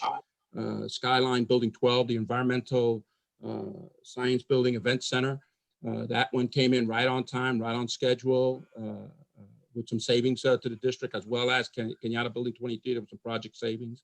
So, you know, our preference is to use design build. I'm more than willing to, and I do have a briefing I was planning to give in January during the study session. And in that briefing, it talks about basically a CIP update in terms of where we are with Capital Improvement Program 3. Part of that presentation, my team was going to discuss the myriad of delivery methods that Trustee Holliber was talking about, you know, in terms of pros and cons and why we use those. So I have a presentation. My team is ready to go. You know, it's just about you guys allowing me time to go ahead and do that. Question? Yes. For Vice Chancellor Nunez. You earlier said the Kenyatta Vista was a design bid build. That's correct. And my recollection was that it was a different process involving like I can't remember what you call it, a team approach, architectural team and so forth, where, you know, we were actually telling them sharpen your pencils and bring costs down and so forth, which is not what occurs with the design bid build. I was not involved with either College Vista or Kenyatta Vista in terms of the procurement process there. That was done under the Barbara Christensen's department right there. My facilities department had nothing to do with the procurement of those two projects. Back then, the methodology was keep the housing non-bond projects separate from the bond projects. No, I know that, but I mean, my memory on it was that, you know, there was a lot of, you know, jawboning, if you will, with the team that we selected to bring this cost under and bring that cost under, which would suggest to me it was a design build, not a design bid build. You know, and again, to the best of my knowledge, and I wasn't involved, but we can go ahead and look back into board reports. Both College Vista and subsequently 4 or 5 years later, Kenyatta Vista were both hard bid projects. Mike, I don't know if you remember any of that, or Kathy Blackwood, unfortunately, is not on the line, so I really can't speak to those two. Well, we could clarify that. We don't need an answer right now. All right, well, I think we've heard a lot here. What is the pleasure of the board? There's a recommendation, and so we can either adopt the resolution or we can not adopt it. There's been a motion at this point and a second. So are we prepared to take a vote one way or the other? Is there any further discussion? Well, I guess I would just say I'd prefer to postpone this because there are other considerations that I think matter a lot with the potential downside of design bid that a design build rather that I don't think are appropriate for raising right now. Yeah, okay, well, I understand that, but we still have a motion and a second, so I think I'll just call for the vote and we'll see where it goes. We've heard from staff, they've explained themselves, they've given their opinions, and so all in favor of I the have a question. resolution. I'm sorry? I had one question for Richard and just Yes. trying to find out what avenues do you see us, how do you see us addressing your concerns and bringing this back? How confident are you that we can address this and get it back before the board if this were to be postponed? And what's the urgency to postpone versus moving forward? Well, I guess it would require some kind of presentation to the board soon, where the board would either, reconfirm or not the use of design build as an option. And I imagine that could be done in, if it's the desire of the board to get down to that soon, since it sounds like this project would be better done soon and not postponed much longer, that we have that discussion soon, in the next couple of meetings, board meetings. Would that be something suitable to both you, Jose, and Chris, if that were the case, or do you see this being something we have to move on sooner rather than later? What input do you have on the suggestion by Trustee Oliver? The question to me, Trustee Goodman? Yes. I'm biased here. I'd rather get this project done during the Christmas break. Right, I get it. With me, time is of the essence here. If we postpone for 2 weeks or even a month, that's really playing with that big open window that we have for Christmas break.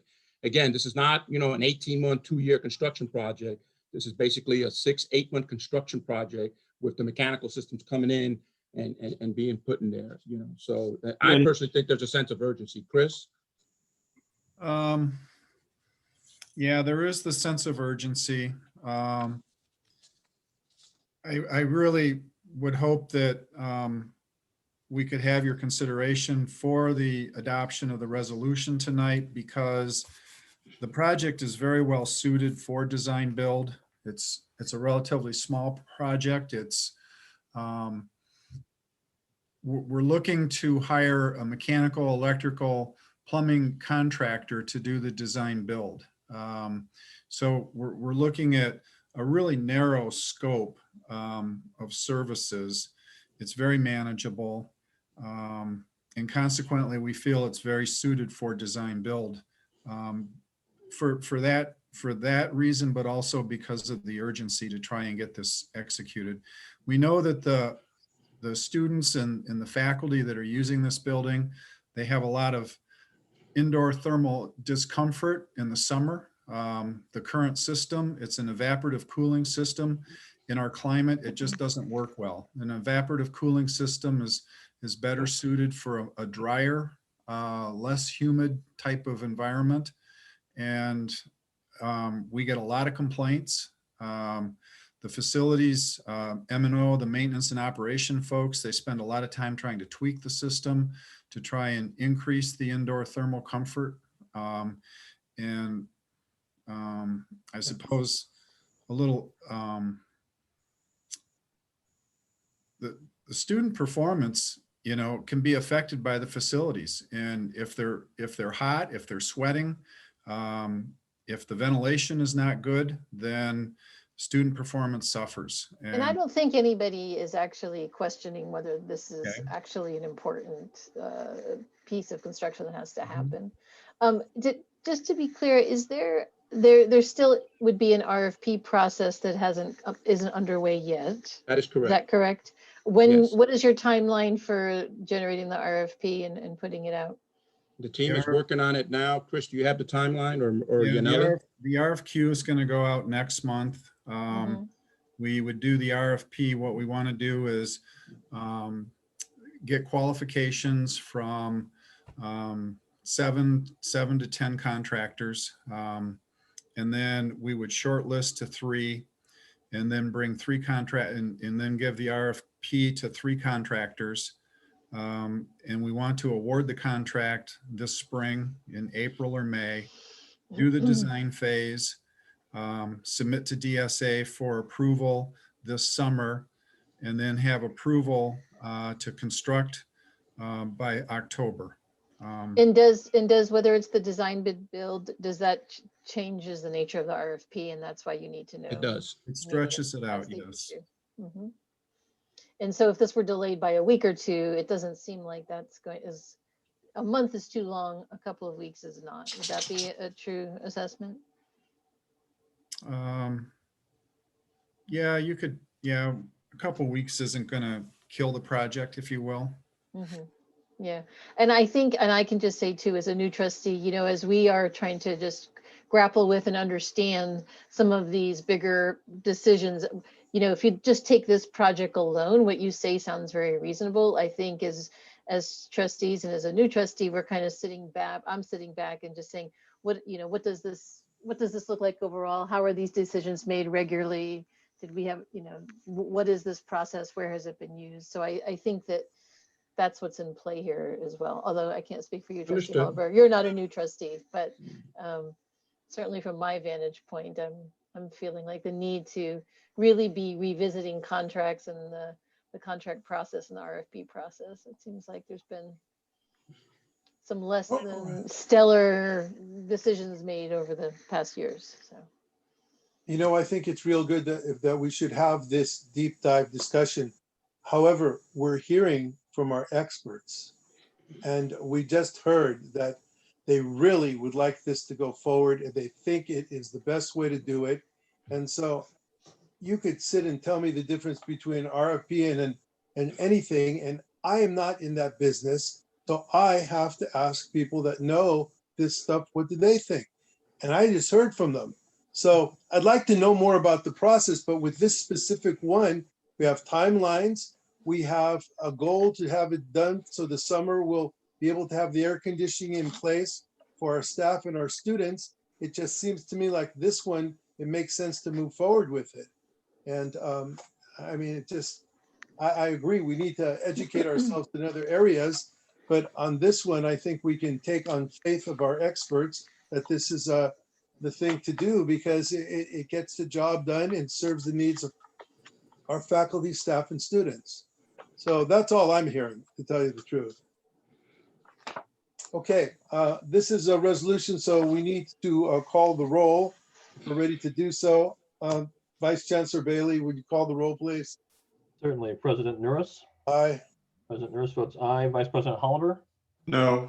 Vice President Holliver votes no. Trustee Goodman? No. Trustee Goodman votes no. Trustee Petrides? No. Trustee Petrides votes no. Trustee Pimentel? No. Trustee Pimentel votes no. Student Trustee Chanette, would you like to cast an advisory vote?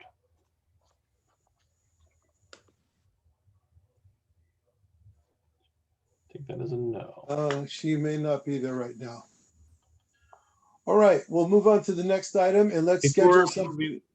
Before moving on, just like to say, whether it pass or doesn't pass or didn't pass, we have to take into account, we are trying to be a little bit more deliberate in our actions as a board to our staff that have produced numerous hours of work product on this effort.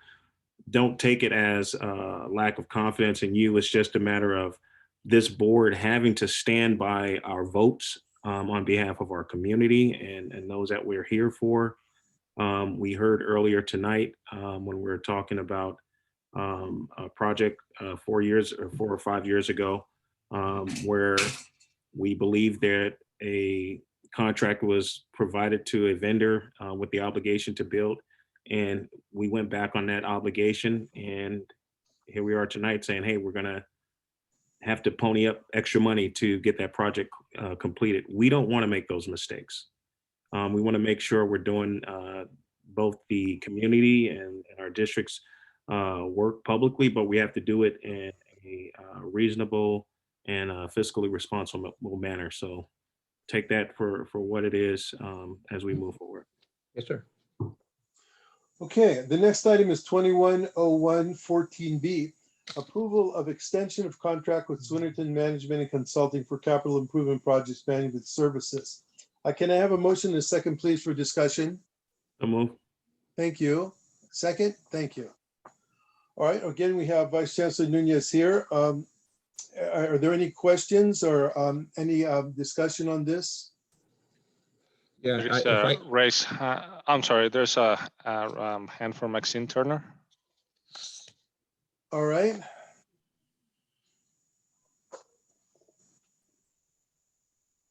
Again, when it rains, it pours, doesn't it? Not just the weather. You're got tonight. This again is more related to the staff report. I wish I knew what you were doing. What I'm trying to find out is whether there is going to be an increase in cost with extending the contract. There's one thing that says that the fee that this contract will be updated in accordance with the terms, conditions, and conditions of the original contract, which I have no idea what those are. But because I'm really trying to find out is costing additional money. And then the last sentence said no change to the approved contract amount. So reading this is you're only extending the time on the contract. So please confirm whether that's the case or if in fact by extending the contract, there will be additional costs associated with it. Yes, thank you, Vice Chancellor. Yeah, I don't think I heard Maxine. She was coming in broken and distorted, but from my understanding is, you know, we have the funding set aside to provide and pay for the construction management services. This contract was brought to the board 5 years ago. We understood then that it was a 7 to 8 year process, but at the time, because of public contract code, you can only execute a contract for 5 years. And so at the time, even though it's only a 5-year contract, we went ahead and budgeted, you know, for the 7 years. This now gives us an opportunity to look at, you know, what was the fees, what do we pay for a project manager, project engineer, project directors, and things of that nature. But the funding is there.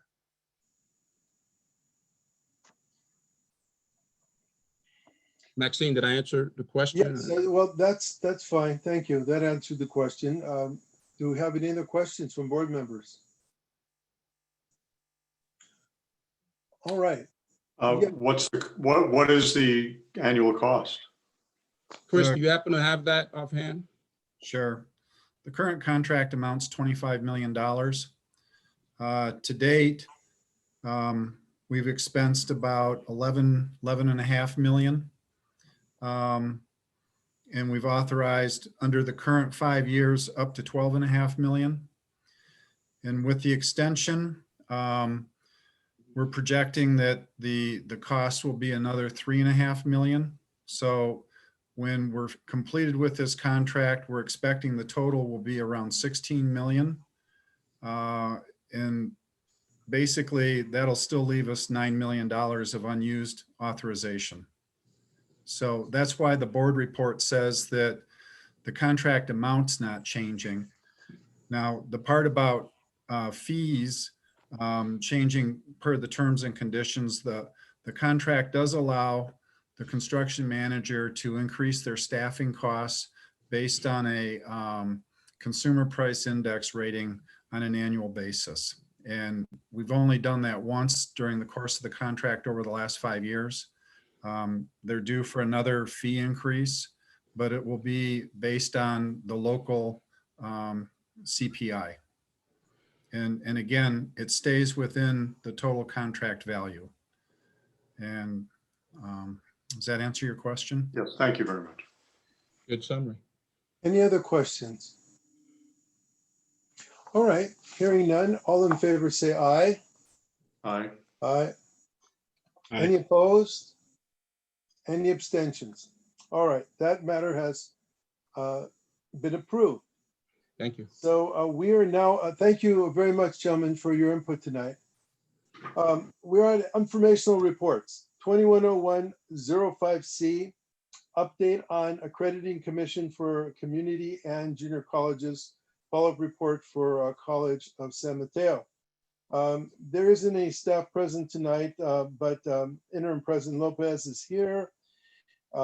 And we also have Hillary Goodkind, who's available to answer any questions if you have any. So you've had an opportunity to review all this. Do any board members have any questions? All right. Then if there aren't any, we appreciate the report and having that presented to us, and we're happy to accept it on that basis. Thank you, ladies. Next item is communications.